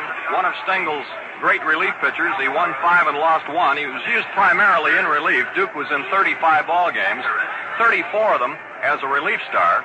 5 wins, 1 defeat. He posted an earned run average of 4.18. Jim Coates worked 3 2/3 innings in relief today. Gave up 2 runs, 3 hits. One of them, the 2-run homer by Mazeroski. Struck out 2, walked a batter, and hit 1 man. Bob Skinner, the Pirate left fielder, leads off in the bottom of the 5th inning. The Bucks lead the Yankees 5-2. The ball game got started in great shape. A home run by Roger Maris in the first for New York, and the Pirates came roaring back for 3 runs in their half of the inning. New York got another run in the 4th, and Pittsburgh got 2 in the bottom of the 4th, and that's the way it stands now. Pirates 5, Yankees 2, and Duke Moss on the mound, ready to work to Bob Skinner. Skinner has singled, driving in a run, and scored 1 himself, and he's lined out to Mickey Mantle in center field. Moss winding, and here's the pitch. A swing and a ground ball, a hot smash to Richardson off his leg out into right field. Here's Skinner rounding first. He's going to try it. Maris up, fires to second. He is safe at second base. Roger Maris fired the ball to the shortstop, Tony Kubek, and the second base umpire, Bill Jakowski, called him safe. It's an error on Richardson for failing to stop that hot smash on the ball, hit right back at him at second base. And that is the second Yankee error of the ball game. Ball hit like a bullet, but Richardson failed to come up with it. He went to one knee to try to make the stop on that ball, and he failed to do it. The ball caromed off his leg into right field, and Skinner's on second. The 2-base error charged to Bobby Richardson. Here's Dick Stewart. He's hit a pop fly to Maris in right field, and he has singled to left. A man at second base and nobody out. The bottom of the 5th, the Pirates lead 5-2. Moss looks in to get the sign from Yogi Berra. Stewart, big right-handed batter, and number 7 on his shirt. The pitch by Moss. Curve chopped out towards short. The runner's going to hold at second. Kubek up, fires to Skowron, and Stewart's gone. There's 1 away. Stewart bouncing out, short to first, and Skinner had no chance to move over to third. Here's the right fielder, Roberto Clemente, who has singled, driving in a run, and hit a fly ball to right field. The Yankees have Hector Lopez in left, Mickey Mantle in center, and Roger Maris in right. Around the infield, it's Gil McDougall to third, Kubek at short, Richardson at second, and Moose Skowron at first. In the second game, slated for tomorrow here at Forbes Field, Yankee manager Stengel has not indicated as yet who will be his pitcher. Danny Murtaugh, though, has said flatly that his second game hurler will be Bob Friend, another right-hander. Murtaugh has even gone as far as to name his starting pitcher for Game 3 at New York, slated for Saturday if the weatherman doesn't interfere. In New York's first game at the stadium, left-hander Vinegar Ben Mizell will pitch for the Bucks. But as I stated before, Stengel hasn't even given tomorrow's game a thought yet. Here's Clemente ready to take a curve, a strike right over the plate, belt high. Here is one of the flashiest outfielders and one of the most dangerous men with a bat in all of baseball, Roberto Clemente. Young Puerto Rican outfielder with a tremendous throwing arm, great speed, and a great desire. Skinner at second base, 1 gone. The Pirates 5, the Yankees 2, the ball game in the bottom of the 5th at Forbes Field. Pitch, inside, right on the fists. A ball and a strike on Clemente. He'll be followed by Smokey Burgess. Mickey Vernon, the old American League batting king, coaching at first base for the Pirates, and Frank Osiak at third. Moss looks in, gets his sign. Duke, a right-hander from Utica, Michigan. Here's the pitch. Curveball, low and away. 2 balls and a strike. Well, the old weatherman deserves a pat on the noggin today. He came through in great shape. Let's hope it stays like this for the remainder of the series. 2-1 on Clemente, the Pirate right fielder. Skinner at second, there's 1 gone. Berra flashing the sign, Moss taking it. Duke kicking at the rubber out there, now he's all ready. Here's the overhead stretch, hands to the belt. The 2-1 pitch. Clemente hits a curveball to the shortstop's right. Now they got Skinner trapped. Here's Kubek running him back towards second. The flip to Richardson. Richardson runs him towards third. He tags him just as he gets to third. And boy, there was a race. Bobby Richardson chasing Skinner between second and third, and he didn't nail him until about 5 feet from the bag, and Skinner almost eluded the tag, but he was out by a fraction coming into third. The ball was hit back to the shortstop, Kubek. He faked, the runner back to second base, then finally threw the ball to Richardson, and Richardson chased him into third, and Richardson finally made the tag, but almost after Skinner had himself third base. It's a fielder's choice. Clemente's on first base, 2 gone now. Here's Burgess. Smokey's 0 for 2. Former Cub, former Philly, former Cincinnati Red. A dangerous man with that bat. Short, stockily built, left-handed batter. Hits a low curveball down the first base line. It is a foul ball. Fielded by Skowron anyway, halfway into the plate. And he tags Burgess, but the first base umpire, Johnny Stevens of the American League, instantly indicated the ball was foul. And I believe that Smokey broke his bat on that foul. He's going to get a new one from the Pirate bat boy. Pirates 5, Yankees 2, the bottom of the 5th. Game 1 of the 1960 World Series. Forbes Field got a paint job a couple of weeks ago as the Bucks prepared for the series. They painted the railings in the upper deck and also in the third deck and the railing of the roof up above. And the ballpark is jammed to capacity here today. Here's Burgess now with Clemente on first and 2 gone in the last of the 5th. Big gap in left center field between Lopez and Mantle. Mickey shaded a bit toward right center. Pitches outside a ball. Fake throw to first by Berra, and Clemente's back in. Last night in this bustling city, merrymakers had quite a time. They had a college-type pep rally. Bands played and people danced and sang, and very few people were able to get much sleep. Of course, hotels here in Pittsburgh have been loaded for weeks with reservations, and lodgings are about as hard to come by as our tickets for the series itself. 1-1 to Burgess. A ball. It's wide to Smokey. Ball 2, strike 1. Thousands of fans streamed into town to take a long, loving look at their beloved Pirates at that pep rally last night. And for many of the fans, it was the closest that they'll ever come to seeing the players because, try as they will, there are just not enough World Series tickets to go around. 2 balls and a strike. Burgess waits. Watch Clemente. He's on the go. The pitch is hit off the left side. It may be fair, it may be foul. It's a foul ball. A little dribbler foul down the third base line. Clemente was on the go on that 2-1 pitch, and now he'll have to go back to first. And Burgess comes back here to the plate. 2-2, even up.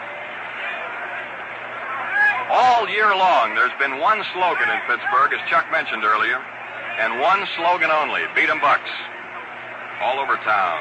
Store windows, barber shops, service stations, on buses, on billboards, taxi cabs, everywhere you look, you'll see it and you'll hear it: beat 'em Bucks. And that, of course, is what the fans here in Pittsburgh are hoping that the Pirates will be able to do against the Yankees. 5-2, Pirates lead in the bottom of the 5th. Clemente on first, 2 gone. 2 balls, 2 strikes to count. Burgess levels that bat over the plate. He waits. Here's the pitch by Moss, the runner going. A swing and a miss at a high curveball. He struck him out to retire the side. So in the bottom of the 5th inning for Pittsburgh, it's no runs, no hits, 1 error, and 1 man left on. And after 5 full innings, it's the Pirates 5, the Yankees 2. Name's Stokes, my friend, and you know, I've got your car. Frank Buxton's my name, and you got my car? That's right. You want value, don't you? Yeah. You want choice, don't you? Yeah. Well, listen, boys, there's Value and choice from GM. Yes, General M has your car. Whether you want a coupe, a sedan, or a wagon, your car. Or a jazzy convert for the gal that I'm dragging, my car. If you want to park without a lot of seats thawing, Or a car big enough to fit a mother-in-law in. Chances are you'll find your new car at GM. 'Cause there's more to choose from. before you buy a car this year, see what you get right here. Value and choice from GM. We now pause 30 seconds for station identification. Are you mixing with the best? Saratoga Vichy with the yellow label. With the yellow label. Make the sip test. Extra lively, extra dry, genuine Saratoga Vichy always tastes best by itself or mixed in your favorite drink. Be sure to ask for it by name, Saratoga Vichy. Saratoga Vichy. Yellow label, Saratoga Vichy. yellow label. Saratoga Vichy. WGY, WGFM, the General Electric Station, Schenectady. At the top of the sixth inning, and Mickey Mantle leads off for the Yankees. Law's first pitch is a ball outside. Mantle has flied to center field, and he's walked. Mickey led the American League in home runs this year with 40. He was second to Ernie Banks, who led the majors with 41. Banks, of course, the great slugging shortstop of the Cubs. Here's a curve, a strike taken. 1-1 on Mantle. Switch-hitting blockbuster from Commerce, Oklahoma. The windup by Vernon Law. The pitch to Mantle. A ball that's high, 2-1. Bob Skinner off the foul line, shaded over toward left center, giving Mantle left field. Verdon, fleet-footed center fielder, straight away, and Clemente, a real speed ball in right. 2-1 pitch. Mantle checks his swing, but the ball is fouled off the bat handle back here to the screen. 2 balls and 2 strikes. The ball game in the sixth, the Pirates lead the Yankees 5-2. Frank Crosetti, down here coaching at third. Ralph Houck, who has been rumored to be the heir apparent to Stengel as Yankee manager, is coaching at first.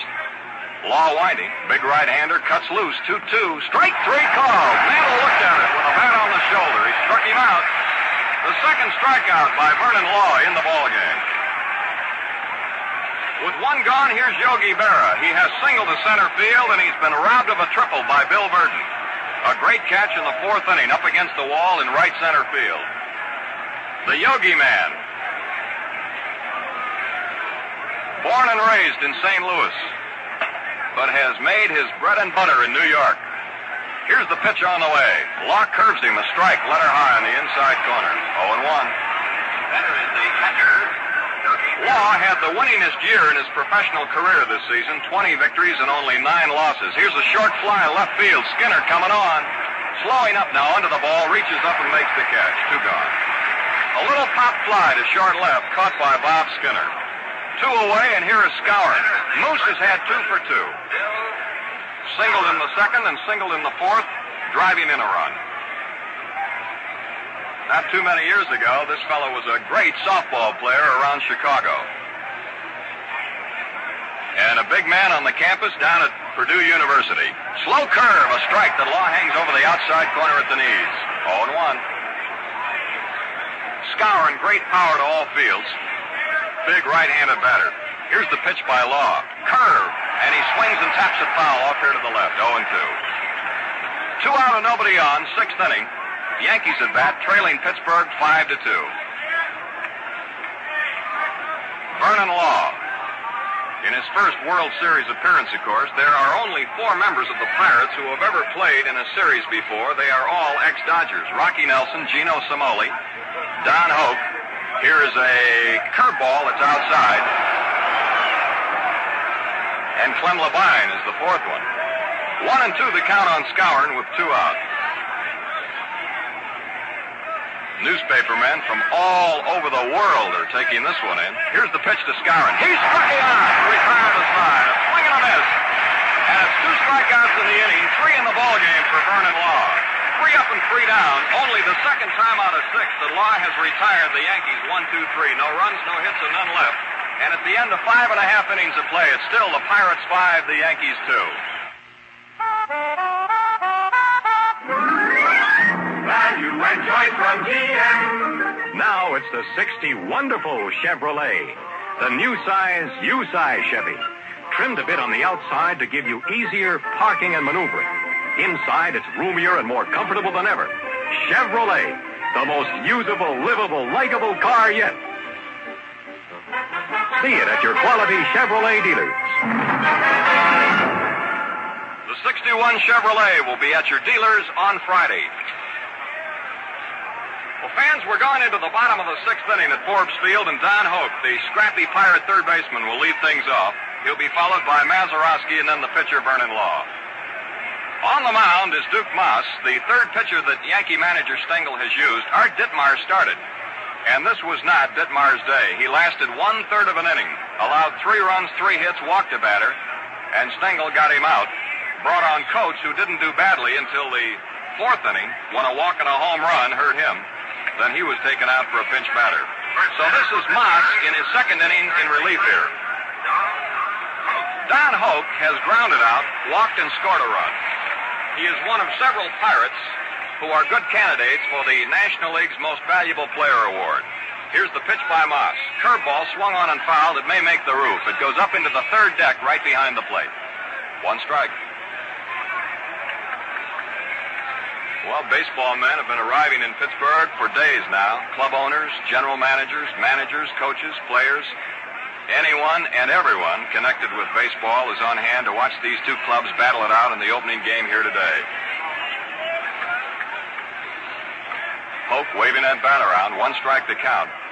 Now the windup. The pitch from Duke Moss. The swing and a little pop fly short right field. Roger Maris coming in. He's getting under the ball. Should make the play and does. 1 away. Polk did not want to swing. He tried to hold up, but it was too late. The ball jumped off the bat and was sent into short right. Here's Mazeroski, who has struck out and driven a 2-run homer over the left field wall. 1 away in the bottom of the 6th.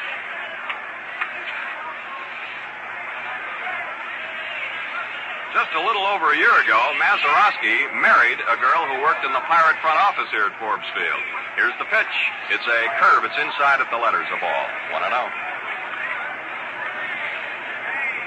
So far today, the Yankees have out-hit the Pirates 7-6, but the Bucks lead it 5-2. Bottom of the 6th, 1 out. Frank Osiak talking it up down here in the third base coach's box. Wind up by Moss, and the pitch on the way. Here's a swing and a line drive left field. Hector Lopez digging in. It's going to drop a base hit. Mazeroski's on with his second straight hit, and now the hits are even up 7 apiece. That's hit number 1 off Duke Moss, as Mazeroski hits a soft line drive into left field that dropped in front of Lopez and behind Tony Kubek. It brings up the Pirate pitcher, Vernon Law, who gets a great hand from the fans here. Not only for the job he's doing today on the American League champion Yankees, but for the job that he did all year for Pittsburgh. 20 wins, 9 defeats. Vernon is an ordained minister of the Mormon Church, a product of the Pittsburgh farm system. He has had a tremendous season this year. Here's the pitch. He's going to bunt. It almost hits him. It's inside. Fastball came in and almost drilled a hole right through his stomach. Vernon Law was signed through the joint efforts of Pirates Vice President Bing Crosby and the late U.S. Senator Herman Welker of Idaho. Number 32 on his back, a right-handed batter. Mazeroski on first and 1 out. Here's the stretch by Duke Moss. And the pitch. He's going to bunt down the first base line. Skowron picks it up and tags Law going down the line, and it's a sacrifice. Law moving Mazeroski over to second base, and he is out. Skowron unassisted. So Maz is on second with 2 gone, and here's the leadoff man for the Pirates, Bill Burden. He's walked, he has struck out, and he has fouled out to Skowron. The paid attendance, 36,676. The paid attendance here today is 36,676. 36,676 watching Game 1 of the 1960 World Series at Forbes Field, Pittsburgh. Mazeroski on second, 2 gone in the bottom of the 6th. The batter, Bill Burden, a left-handed swinger. Curve swung on, well hit, right field. Maris Brock, it is off the screen in right field. Here's Mazeroski scoring. Burden goes in with a stand-up double. The Pirates lead 6-2. A long blast off the top of the screen in right field. He didn't miss a home run by very much. That screen is 27 feet high, and the ball hit high off that screen in right field in front of the folks in the lower deck. And it's a double by Burden and a run driven in. Mazeroski scores from second base. Run number 1, hit number 2 off Duke Moss, and the Pirates are now leading 6-2. Here's Grote. He has doubled, singled, and lined hard to Mickey Mantle in center field. Ryan Duran, right-hander, warming up in the Yankee bullpen out here in left field.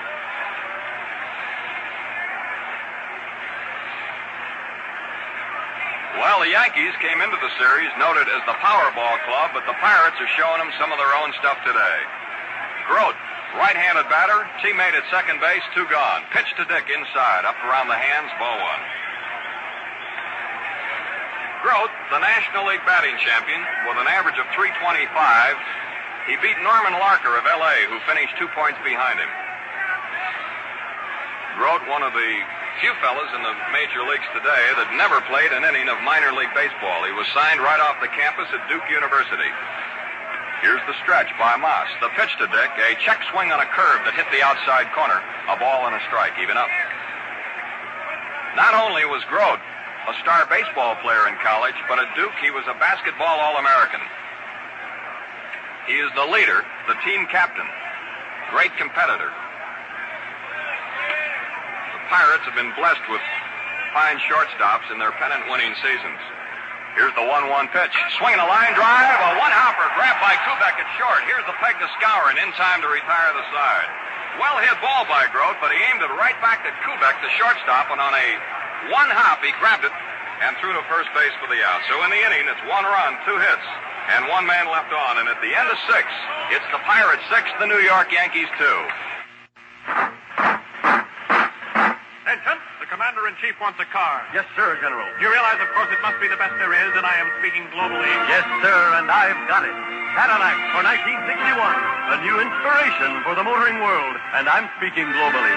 Cadillac, a car of timeless beauty, uncompromising luxury, and truly matchless performance.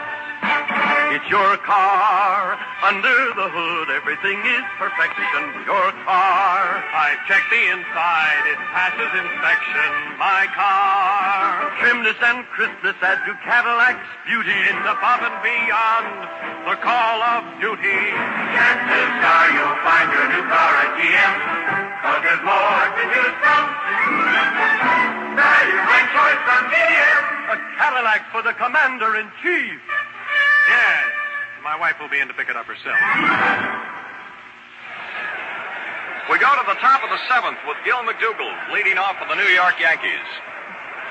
McDougald will be followed by Bobby Richardson, and then probably a pinch hitter for the pitcher Duke Moss. Ryan Dern continuing to heat up in the New York bullpen. McDougald has been up once in the ball game, and he hit a pop foul to Don Hoke, the third baseman. Skinner in left, Burden in center, Clemente in right. They're all set. Here's Law winding, and the pitch to McDougald. Curveball low and away, ball 1. Gil, a veteran of series play.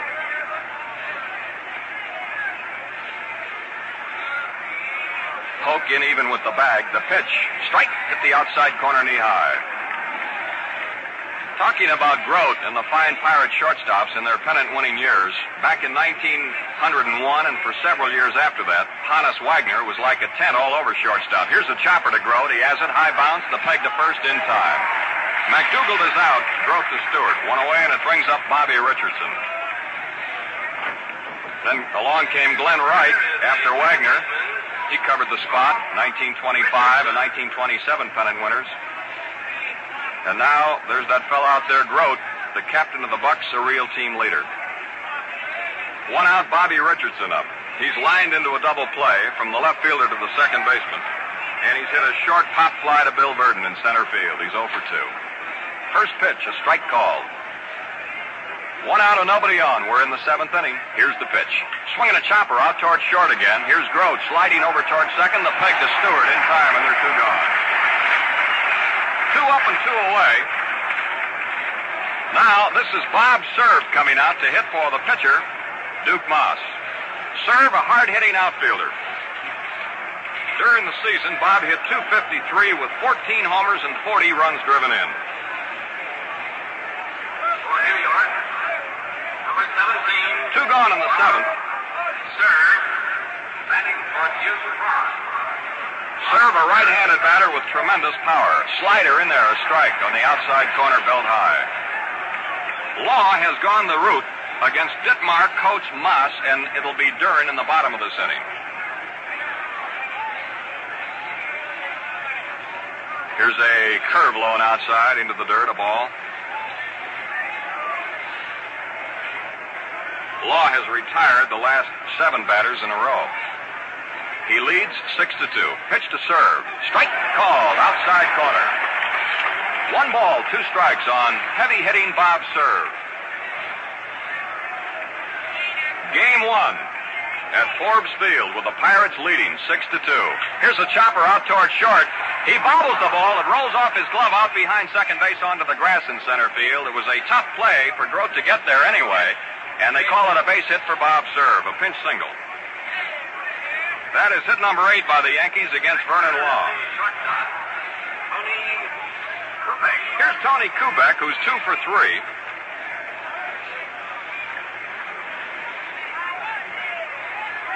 A man on first base, 2 gone in the 7th. The shadow of the upper deck now in right field starting to make its way out in toward right center. Here's a swing and a foul on the opposite field. It hits the roof of the upper deck in left field and drops back onto the playing area out where Ryan Dern is warming up. 1 strike on Kubek. Serve is on first base with 2 out in the 7th. Law looks in to get the sign. Now the stretch. Here's the pitch. A ball into the dirt, gets by Burgess. There goes Serve to second base.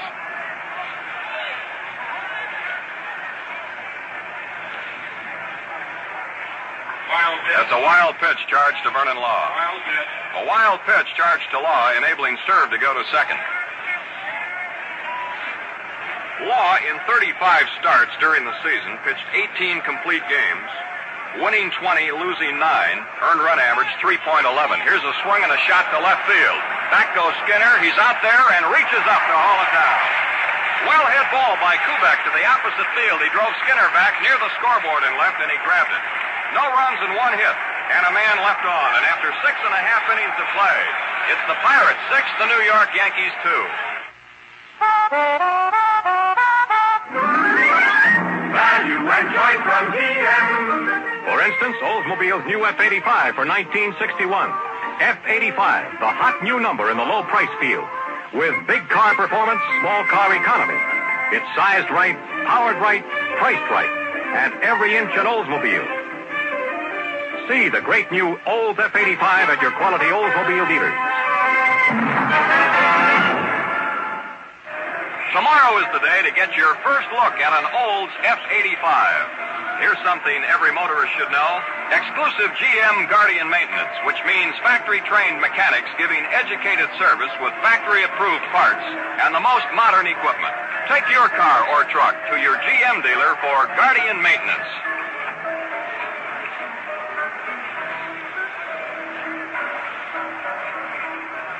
Seventh inning stretch time for the Pirate fans. They're up on their feet. Some 36,676 of them. And going into the last half of the 7th inning, it'll be Bob Skinner, Dick Stewart, and Roberto Clemente against the new pitcher, Ryan Dern of the Yankees, the 4th pitcher that New York has used. During the course of the year, Dern won 3 and lost 4. He is the only Yankee pitcher to be below the 500 mark. 3 wins, 4 defeats, and an earned run average of 4.78. Duke Moss worked a total of 2 innings, allowed 1 run, 2 hits, and he struck out 1.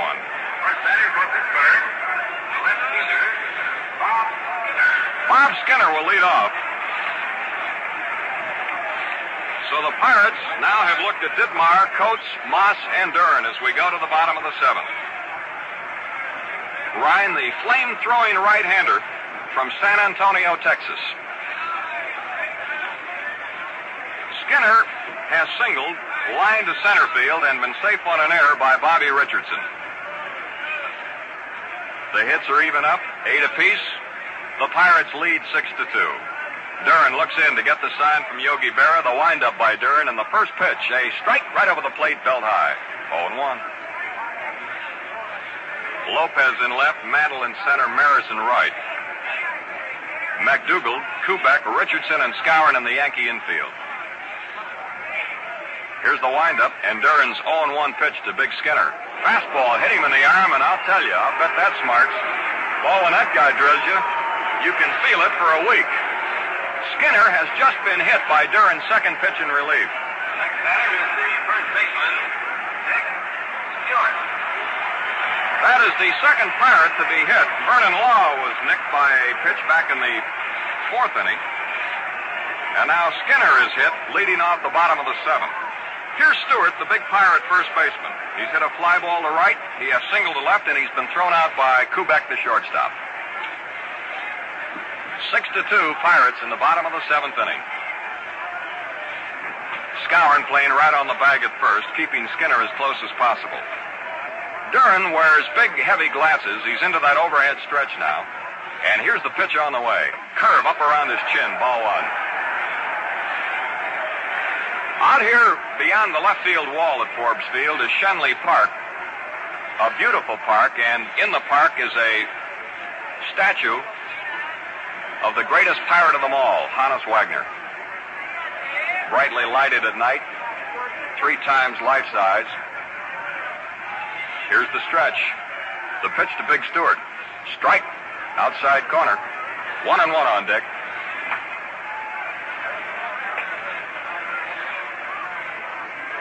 1-1 the count on Stewart. Dick calls for the rosin bag.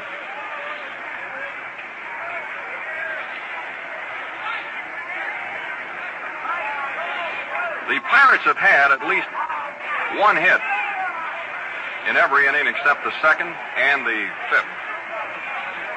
3 hits in the first, 2 in the third, 1 in the fourth, 2 in the sixth inning. 1-1 on Stewart. Skinner with his lead. Watch it now. Here's the pitch. A ball that's high. Started to go, but he held up. 2 balls and 1 strike. Gino Somoli, an outfielder, is playing catch in the Pirate bullpen in right field. He may go into the game in the 8th. Now southpaw Bobby Shantz begins to warm up in the Yankee bullpen out here in left field. Ryan Duran ready again. 2-1 the count on Stewart. Man on first has his lead. Here's the pitch to Dick. A swing and a very high foul driven up over the roof at first base, up near the light tower. Photographers are perched up on that roof on the first base side.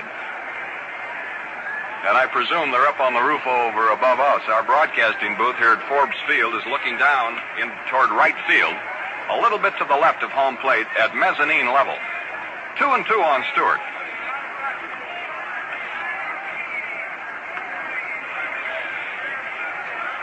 Now Duran looks in. Time called by plate umpire Dusty Boggess.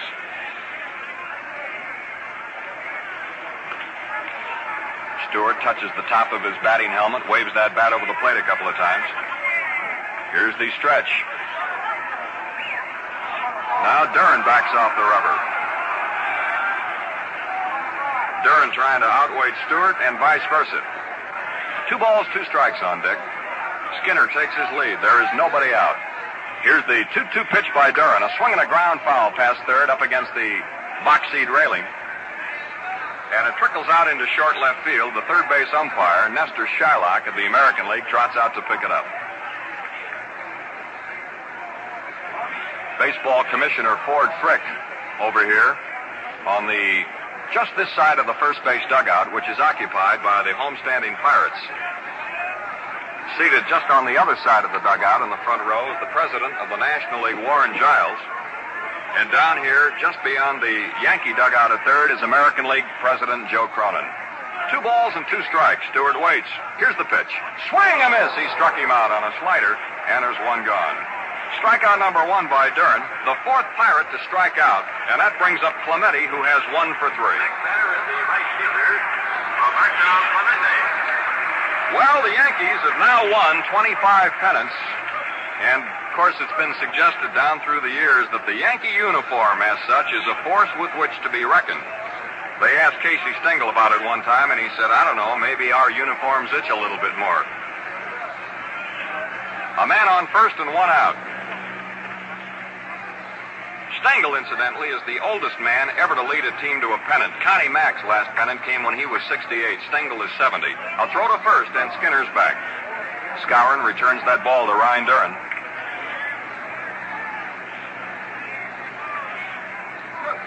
Here's the stretch by Duran.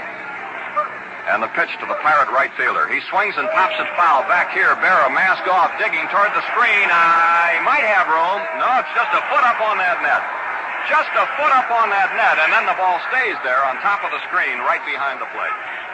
Yogi gave it everything he had. He dug all the way back here to the backstop, but he just couldn't get up there. The ball was out of reach. 1 strike on Clemente, a notorious right field hitter. And here's another candidate for the MVP award in the National League. The Pirates have several. Vernon Law, Don Hoke, Dick Groat, Clemente.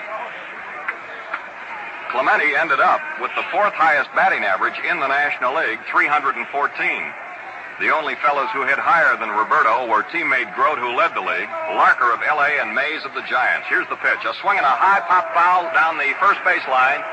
Here's the second baseman, Bobby Richardson, going out. Near the stands, reaches in. He caught it. A great play by Richardson. He went into the crowd, leaning in a couple of rows as far as he could reach, and he caught that ball, and Clemente is retired. There was some play. Bobby Richardson, the little second baseman, went out there across the foul line and grabbed that ball. And Clemente is out. They're 2 gone. Here now is Burgess. Smokey has struck out, flied out, and a fielder's choice. He's 0 for 3. So Skinner, who started the inning being hit by a pitch, is still on first base with 2 gone now. Bottom of the 7th. Pirates lead 6-2.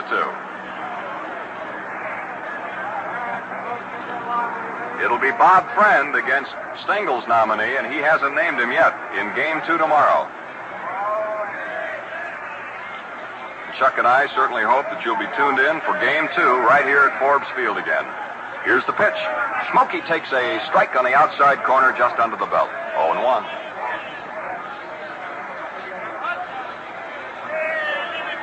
Flagpole is in left center field, just in front of the 457 side.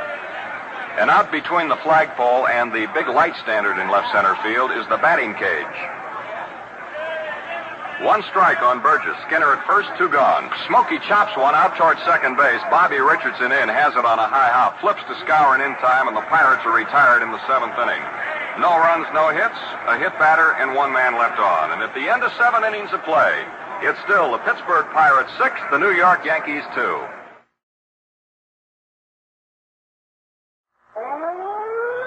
Where'd you get that hat, Sonny boy? What do you mean? I'm the fire chief. Say, isn't this the car showroom that's on fire? Not the showroom, Chief. The customers. They're on fire with desire for GM's new special-sized car, the new Buick Special. It gives you the best of both worlds. Big car luxury and small car economy. Buick Special! That's my car. See, it's smaller than big, yet bigger than small. It's your car. Buick Special size is the best size of all. It's my car. For economical luxury, set your goal for. We're sliding down that firehouse goal for. Chances are you'll find your new car at GM. 'Cause there's more to choose from. Value and choice from GM. I gotta go. Wait, what color shall we order your Buick Special in? Red. What else? We pause now 30 seconds for station identification. Are you mixing with the best? Saratoga Vichy with the yellow label. With the yellow label. Genuine Saratoga Vichy scores high in taste and purity, refreshing by itself, and the perfect mixer in your favorite drink. Remember, Saratoga Vichy comes only in a bottle, the green bottle with the yellow label. Saratoga Vichy.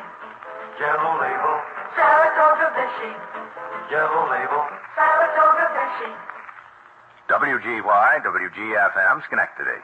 Going into the 8th inning of the ball game, Hector Lopez leading off for the Yankees. He's gone 0 for 3. Here's Law delivering a strike right around the knees. Gino Samoli is now in left field, replacing Bob Skinner. There's strike 2. 0-2 the count on Hector Lopez. Here's the windup by Vernon Law. The pitch to Hector. A curve. He tried to make him chase a breaking ball that was about a foot outside, and Lopez started to nibble, but he held up. Ball 1 and strike 2. Samoli replacing Skinner, and I imagine Bob is in the Pirate clubhouse applying some ice to where Duran nicked him with a fastball in the bottom of the 7th. Here's the pitch. A line drive, a base hit to right field by Hector Lopez, leading off the New York 8th inning. Hit a line drive to right field, a base hit. That is hit number 9 off the pitching of Vernon Law, and brings up the right fielder, Roger Maris. Maris homered in the 1st, singled in the 4th, and hit a foul ball to Stewart in the 5th.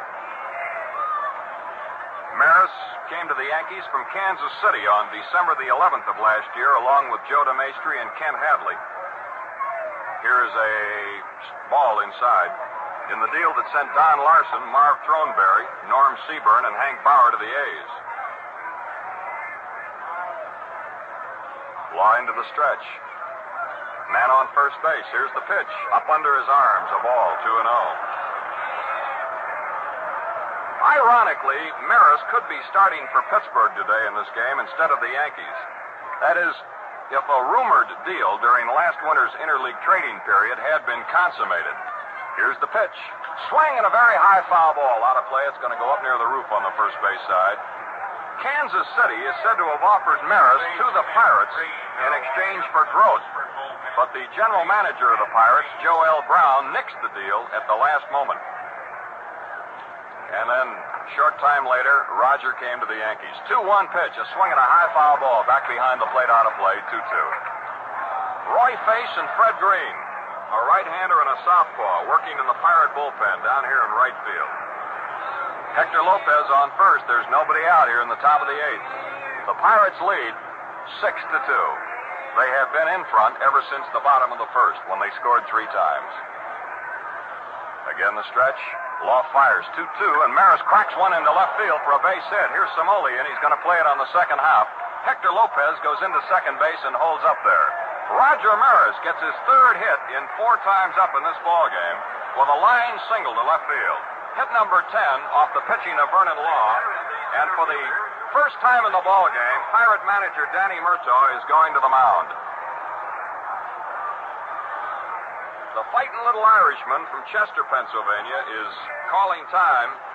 Captain Dick Grote, catcher Smokey Burgess, Law, and Murtaugh are out there discussing the situation right now.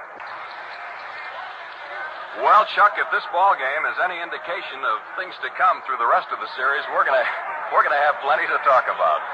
I would say so, Jack. It reminds me, reminiscent, of course, there have been so many great series, but not too many years ago, the Yankees and the then Brooklyn Dodgers used to tangle in World Series games that are reminiscent of this one, and it appears that Danny Murtaugh has made up his mind and has decided now that he will make a pitching change.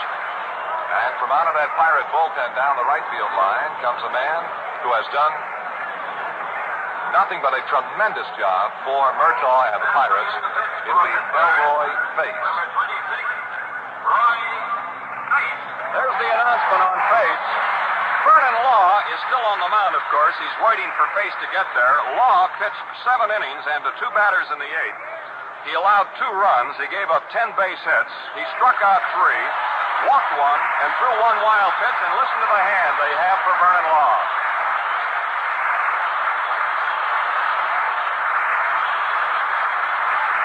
Law getting a standing ovation from the Pirate fans behind the plate and over behind the first base dugout as he heads for the dugout. Down the steps he goes. And one of the first over to pat him on the back and say nice going is his pitching teammate, Harvey Haddix. Well, Elroy Face, considered by a lot of baseball men as the greatest little relief pitcher in baseball today, is on the mound.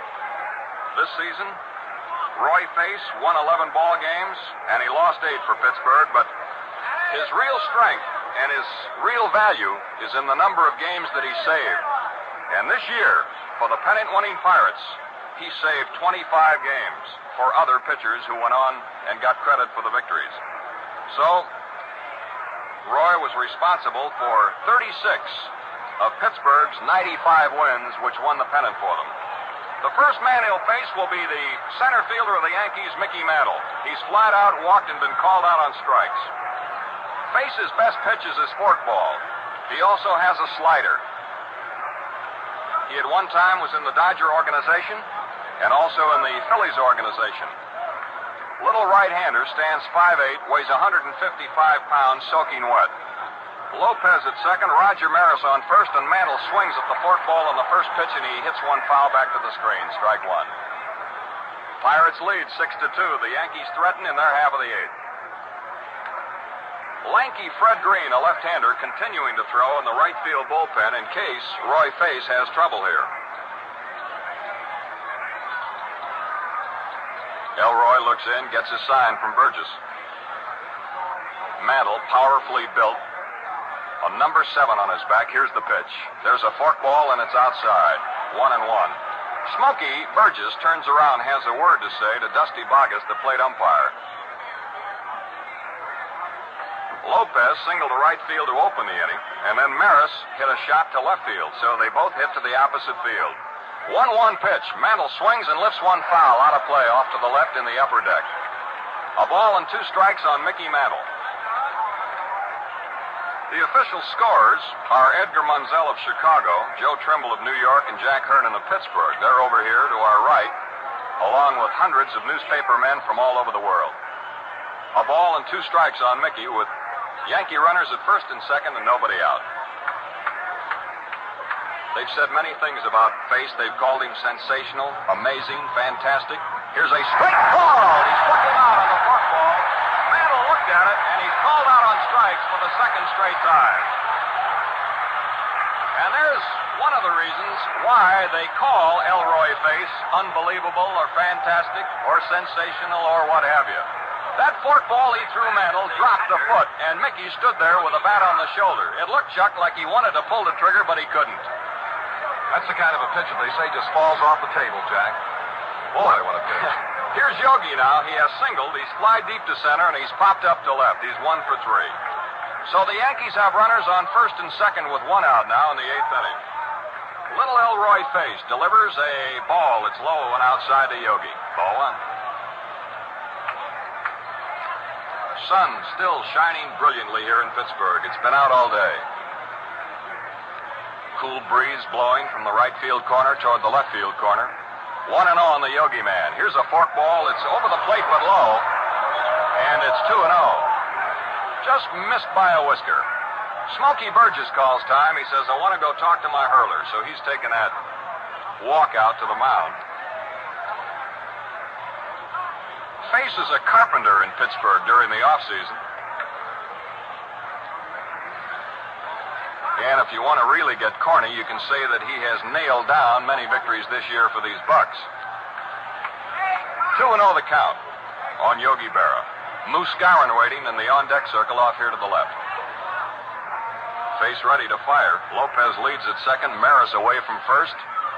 Here's the shortstop, Grote, cutting in behind. The pitch is made. It's not going to count. Time had been called. Grote cut in behind Lopez and slipped and almost fell down trying to get back to his position. And that pitch came in, and it looked like a perfect pitch, but of course it doesn't count. Time had been called. It is still 2-0 on Yogi Berra. Again, Face fires. Swinging a fly ball, short right field. Here's the right fielder, Clemente, coming on. He's getting under the ball while on the run. He makes the catch, and the runners hold at first and second base. 2 gone. And Face has done exactly what Danny Murtaugh asked him to do. He came in and struck out Mantle. He just got Berra on a pop fly. And now he's going to work on the hard-hitting Yankee first baseman, Bill Skowron, who's had 2 for 3. Here's Murtaugh calling time. He's trotting to the mound again. Danny goes out there to talk to Face and also to Smokey Burgess to just check and double-check that they know how to pitch Skowron. Evidently, there aren't too many pitchers around who can do it successfully and very often, because the Moose hit .309, was the only 300 Yankee hitter all year. Skowron, a right-handed batter, steps in now with 2 on and 2 out on the top of the 8th. Pittsburgh 6, the Yankees 2. Face trying to wiggle out of it. Skowron trying to put the heat on. He checks his swing, and then he followed through, breaking the wrists on a forkball that was down around the knees. The reason Skowron tried to hold up on that is that the pitch did the same thing that the forkball to Mantle did a little bit earlier. It dropped about a foot. 1 strike on Big Bill Skowron. Here's the pitch. There's another forkball. He swung and missed. Strike 2. Well, he may be small in size, that Face, but what determination. His heart's as big as his body. 2 strikes on Skowron. 2 on and 2 out in the Yankee 8th. The ball game at Forbes Field, game 1 of the 1960 series. Face ready again. He's got 2 strikes on him. Here's a forkball inside. Just missed the corner, up around the letters. Ball 1 and strike 2. Face was in 68 games during the regular season, and he finished 61 of those. 1 and 2 pitch on the way. A chopper foul past third down into the box seats. There's a scramble for a souvenir. There have been Several pretty good tussles in the stands for those foul balls. One of the first ones that went into the crowd today was picked off by the traveling secretary of the Chicago Cubs, Don Beeble, a former catcher. And he displayed proof that he can still grab those pop-ups. 1-2 the count. Skowron waving that bat around. Runners at first and second, 2 gone. Face all set into the stretch. The glance back. And here's the pitch to Skowron. Struck him out. He got him. He struck him out on a slider, and it retires the side. And what a hand Elroy Face gets as he walks off the mound. In the inning, no runs and 2 hits.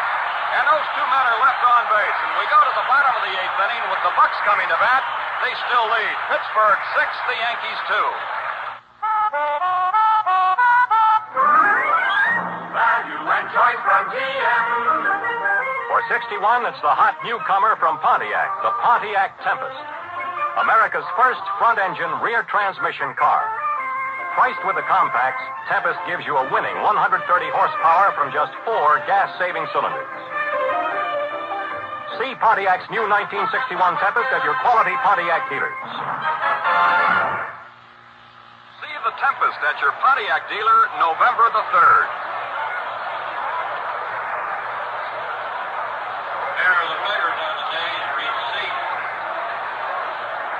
Total net receipts, $233,260.24. The total net receipts today, $233,000 or $233,260.24. Commissioner's share, $34,989.04. Elroy Face has just demonstrated to the Yankees in the top of this inning what they've been hearing about all season long. Of course, they haven't had a chance to see Face until today, and now, after batting against him in the top of the 8th, they wish they'd never seen him.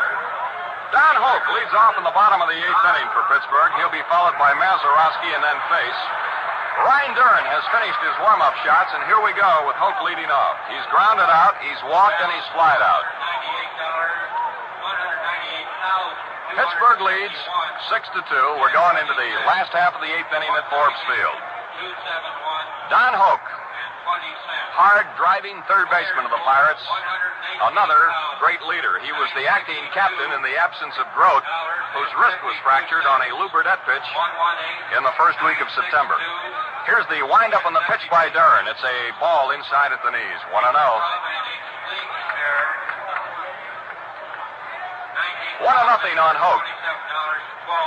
Lopez in left, Mantle in center, Maris in right, playing him straight away.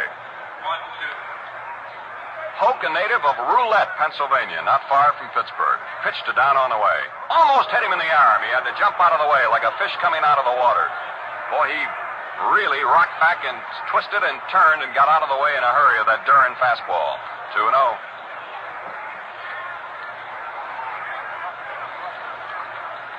Ball 2, no strikes.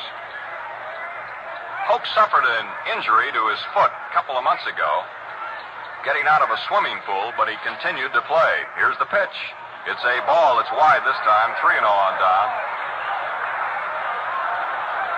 Danny Murtaugh had indicated before the series got started that he would platoon only in 2 positions, left field with Skinner and Somoli alternating, and behind the plate with Burgess and Hal Smith alternating. Here's the 3-0 pitch to third baseman Don Hoke. Strike on the outside corner at the belt. 3-1. Well, just a year ago, the Pirates finished 4th in the National League as the Dodgers won it, and the Yankees were 3rd behind the White Sox and Cleveland. 12 months has made a big difference to both these clubs.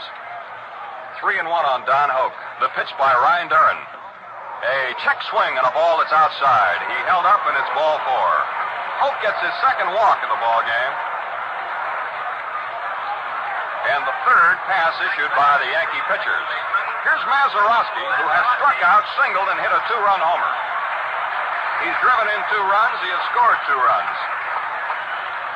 The bottom of the 8th, Pirates out in front 6-2. Gil McDougall walking around over here at third. Now he comes in a step or two. Here's the stretch by Duran. And the pitch to Mazeroski. A strike on the inside corner right around the belt. 0-1.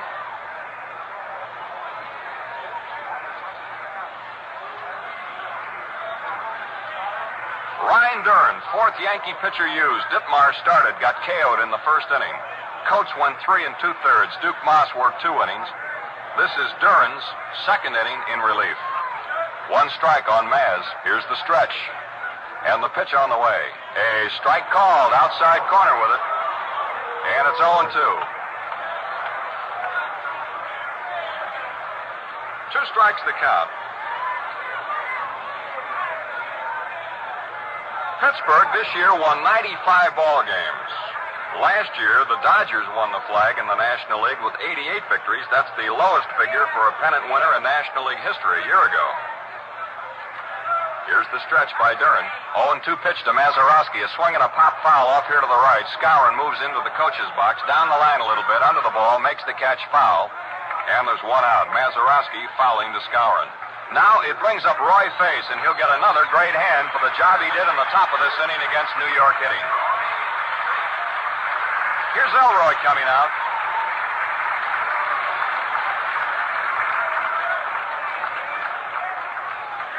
It's the Pirates 6 and the Yankees 2 in the bottom of the 8th. Skowron moves into the edge of the mound to talk to Ryan Duran.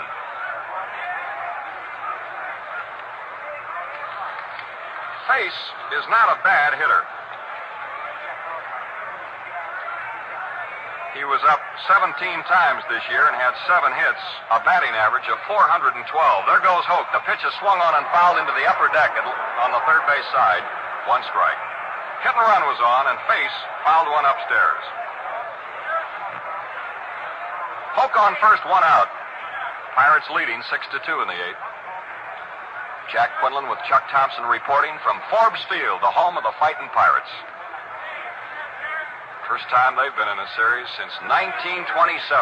The opponents, same ones, the Yankees. 1 strike on Elroy. He chokes up on the bat handle about an inch, batting left-handed against Ryan Duran. Here's the pitch. He's going to pitch out. He was going to bunt, and Berra called for a pitch out. They thought that Hoke might be going again, but he wasn't. He was hanging right on at first.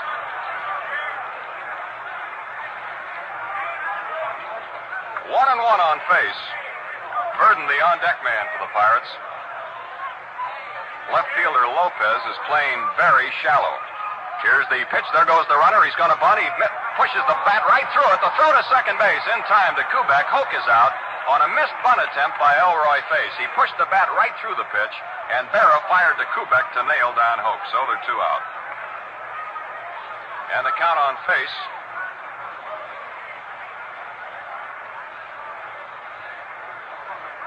is 1-2.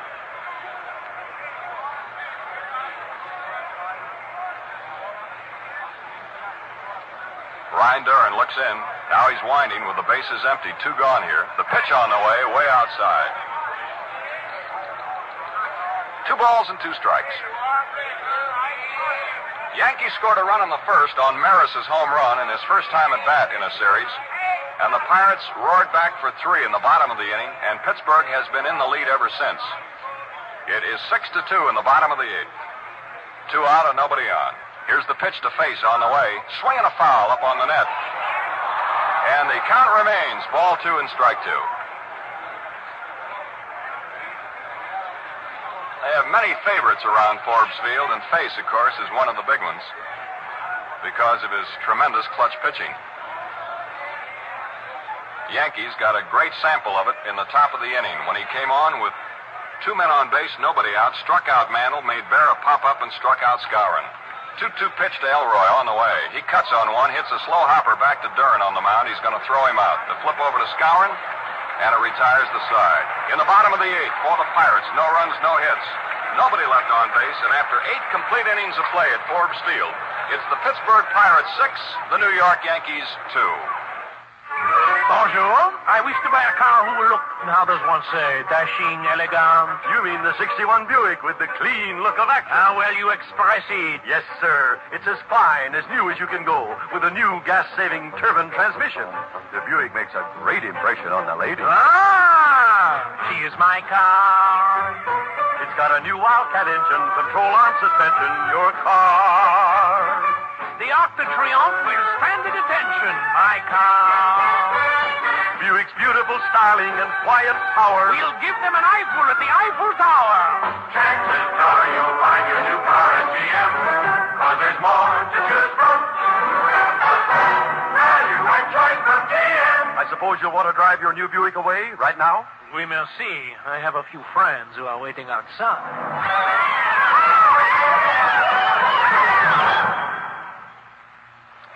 We go to the ninth inning with the Yankees coming to bat. It'll be Gil McDougald, Bobby Richardson, and a pinch hitter for Ryan Duran. It's now or never for New York in Game 1 here, as the Pirates lead by a 6-2 score. McDougald has been up twice, fouled out and grounded out. Gino Cimoli in left, Bill Verdon in center, Roberto Clemente in right. Hoke, Grote, Mazeroski, Stewart around the infield. Face on the mound in relief of Law. And Smokey Burgess behind the plate. Here's the windup, and Face's first pitch. McDougald takes a slider that hit the outside corner under the belt. 0-1. Face winding.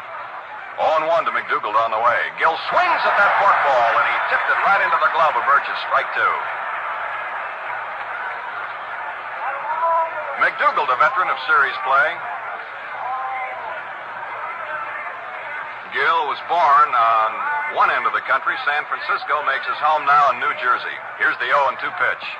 A ball outside, just off the corner to a right-handed batter, 1-2. 6-2 Pirates. We're in the ninth inning. New York at bat.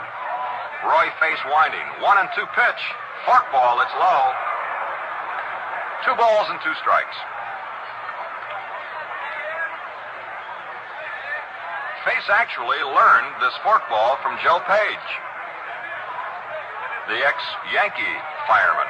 Here's the 2-2 pitch on the way.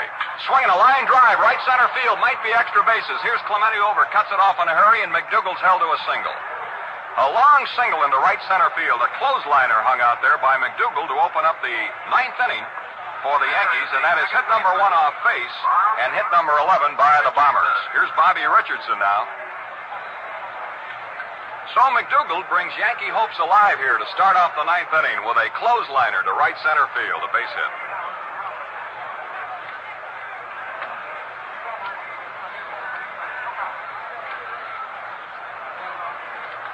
Richardson is 0 for 3. Here's the pitch. He takes a strike on the outside corner. Elston Howard has grabbed a bat. He's down here in the on-deck circle. He'll hit for Duran.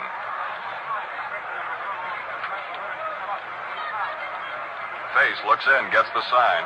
McDougald on first, pitch to Richardson, a chopper to Mazeroski, might get 2. He goes to Grote for 1. The flip back, not in time. No double play. McDougald is forced at second base. Mazeroski to Grote. Richardson beat the relay back to Stewart in plenty of time. So Bobby's on first with 1 gone, and now here's Elston Howard.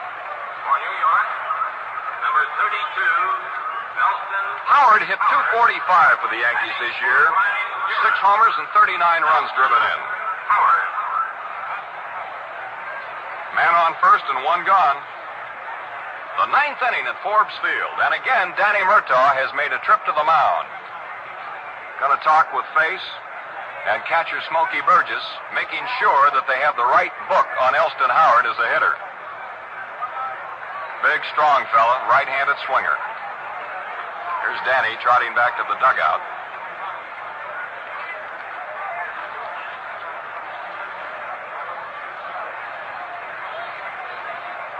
Elston Howard, right-handed batter. Bobby Richardson on first and 1 gone in the ninth. Swing and a miss, and a fastball that time. He pulled the trigger a little bit late. 0-1. Yes, sir, the last time these Pirates were in the Fall Classic was back in 1927. That's 3 years before Vernon Law and Dick Grote were even born. Here's a curve low and outside. 1-1. Law worked 7 innings and was taken out after giving up back-to-back singles to Lopez and Maris in the top of the 8th.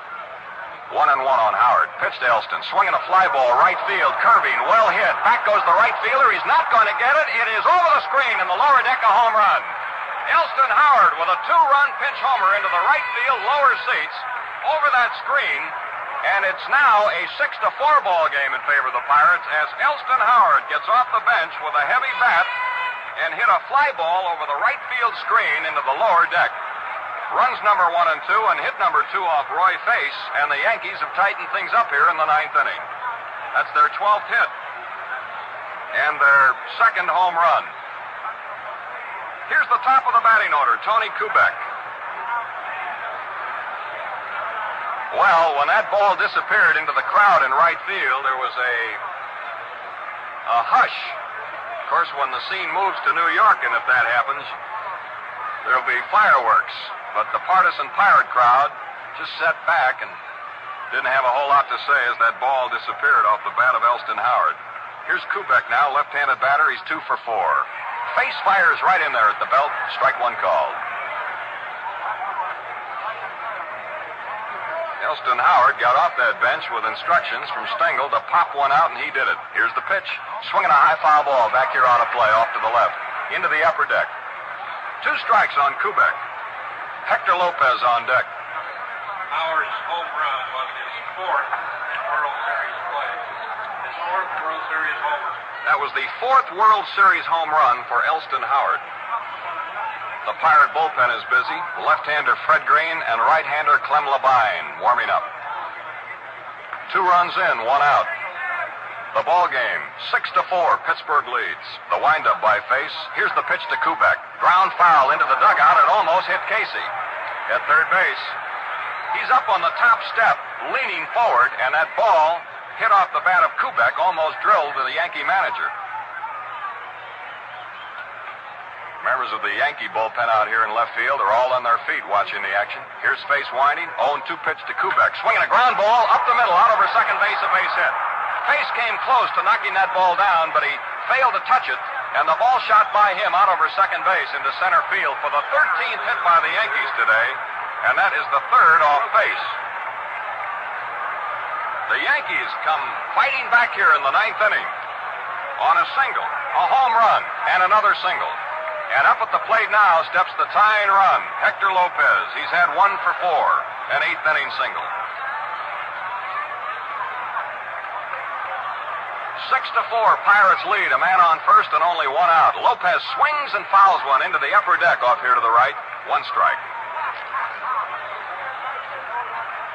Well, the Yankees scored a run in the 1st, a run in the 4th, and here in the 9th inning, when it looked fairly dismal for them, they have come fighting back with 2 runs, and there's only 1 out with a man on. Louis Arroyo, a little left-hander, starting to loosen up in the New York bullpen. He is an ex-Pirate.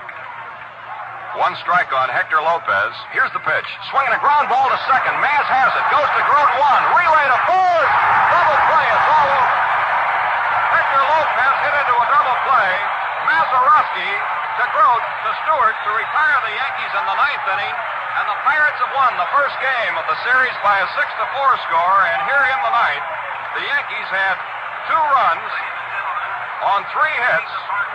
Nobody left on base. And what a series opener this one has been. We'll be back with a summary and a recap of the ball game in just a moment. But again, the final score, the Pittsburgh Pirates 6, the New York Yankees 4. Value and choice from GM. Now, for 1961, the magnificent new Cadillac, world's most distinguished motor car. A car of matchless performance sculpted in a new trimness and crispness of line and silhouette. Cadillac for 1961, a new inspiration for the motoring world. Thrill to the new 61 Cadillac at your quality Cadillac dealers. Just out, the brilliant new Cadillac. See them today. Now let's pause 30 seconds for station identification. Are you mixing with the best? Saratoga Saratoga Vichy with the yellow label, with the yellow label.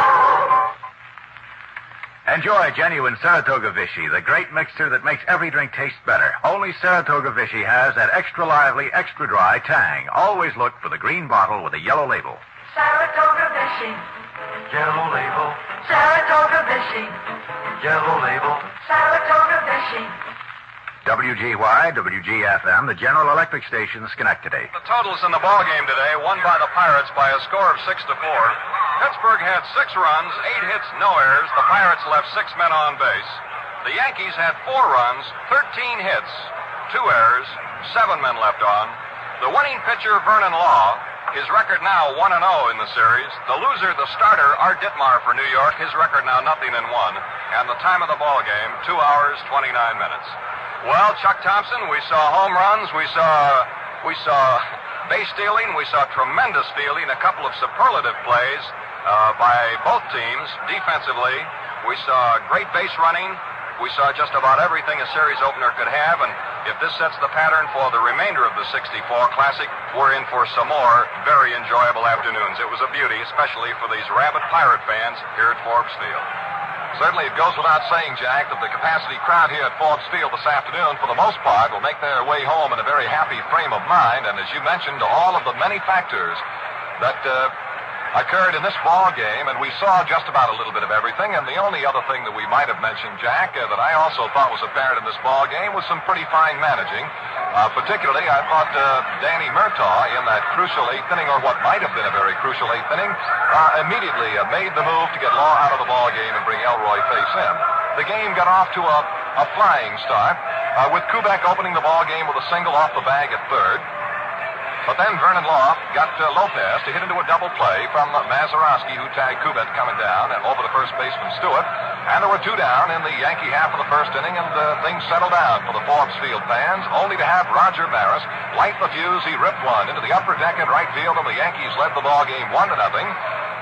Law then got Mantle to fly out to center field, and at the end of the very first half inning of the first game of the series, it was Yankees 1, Pirates 0.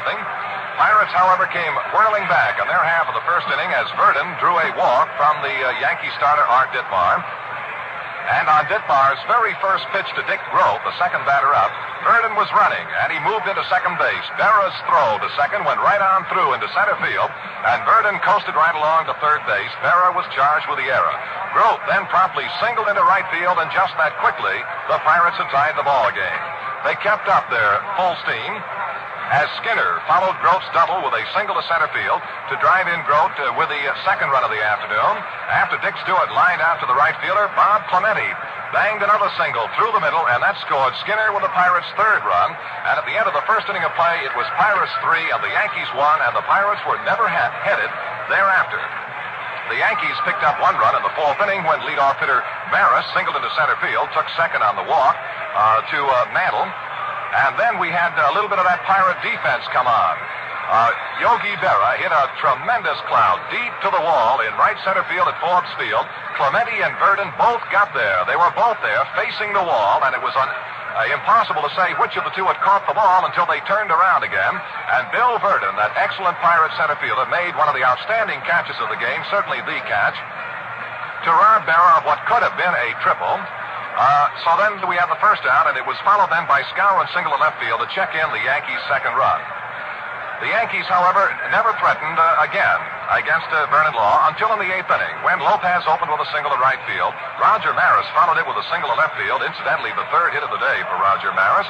And then Danny Murtaugh made the move. He went to the mound and took Law out of the ball game and came on with a man who has done the stunning job for Pittsburgh over the past couple of years, Elroy Face, and he did exactly what Murtaugh wanted him to do. He struck out Mickey Mantle on a fork ball that dropped at least a foot, a beautiful breaking pitch. Mantle, without a comment, went to the dugout. Then Face got Berra on the fly ball to right, and then he struck out Skowron to end the inning, and that stopped the Yankee threat. Meantime, the Pirates picked up 2 more runs in the 4th inning on a 2-run home run by Bill Mazeroski, and they got their 6th run in the 6th inning as Mazeroski singled, took second on the sacrifice, and scored in Verdon's double. The Yankees, however, with that explosive power, came on again in this 9th inning. And it looked as though things were going to get a little bit rough for the Pittsburgh Pirates. In the 9th inning, The leadoff hitter McDougal singled down the alley in right center, and only fine Pittsburgh defense on the part of the speedy right fielder Clemente held him to a single. Then, however, Richardson forced McDougal at second base for the first out of the inning, and then Casey Stengel went to the bench again and brought out Elston Howard as a pinch hitter, and Howard hit one over the screen into the lower deck in right field, a two-run home run, and the Yankees had things going because it was immediately followed by Kubek single to center field. But then Elroy Face, the fine competitor that he is, rallied and got Lopez to hit into a double play that ended the ball game, and the Pirates win the first one over the Yankees 6-4. Again, the totals, the Pirates, 6 runs on 8 hits with no errors and 6 men left. And the New York Yankees, 4 runs, 13 hits. They committed 2 errors today and left 7 men on. The winning pitcher is the Pirate starter, Vernon Law, and the losing pitcher will be the Yankee starter, Art Ditmar. Jack, it was a tremendous ball game. Chuck, we might also throw in here the fact that this stopped the New York Yankee winning streak. They had finished the campaign with 15 straight victories, and they were beaten today. Some baseball men had figured that if the Yankees came in here and took the first game of the series and kept that momentum going, why, they might blow the whole series wide open and sweep right through. But they were stopped today, Law and Face, and the Pirate defense, and it goes into the books as a Pittsburgh victory, 6-4. It was a beauty, as you say. Jack, the New York Yankees say they will announce their starting pitcher after the ball game today. Danny Murtaugh is already on record. He says tomorrow's game will be pitched by Bob Friend.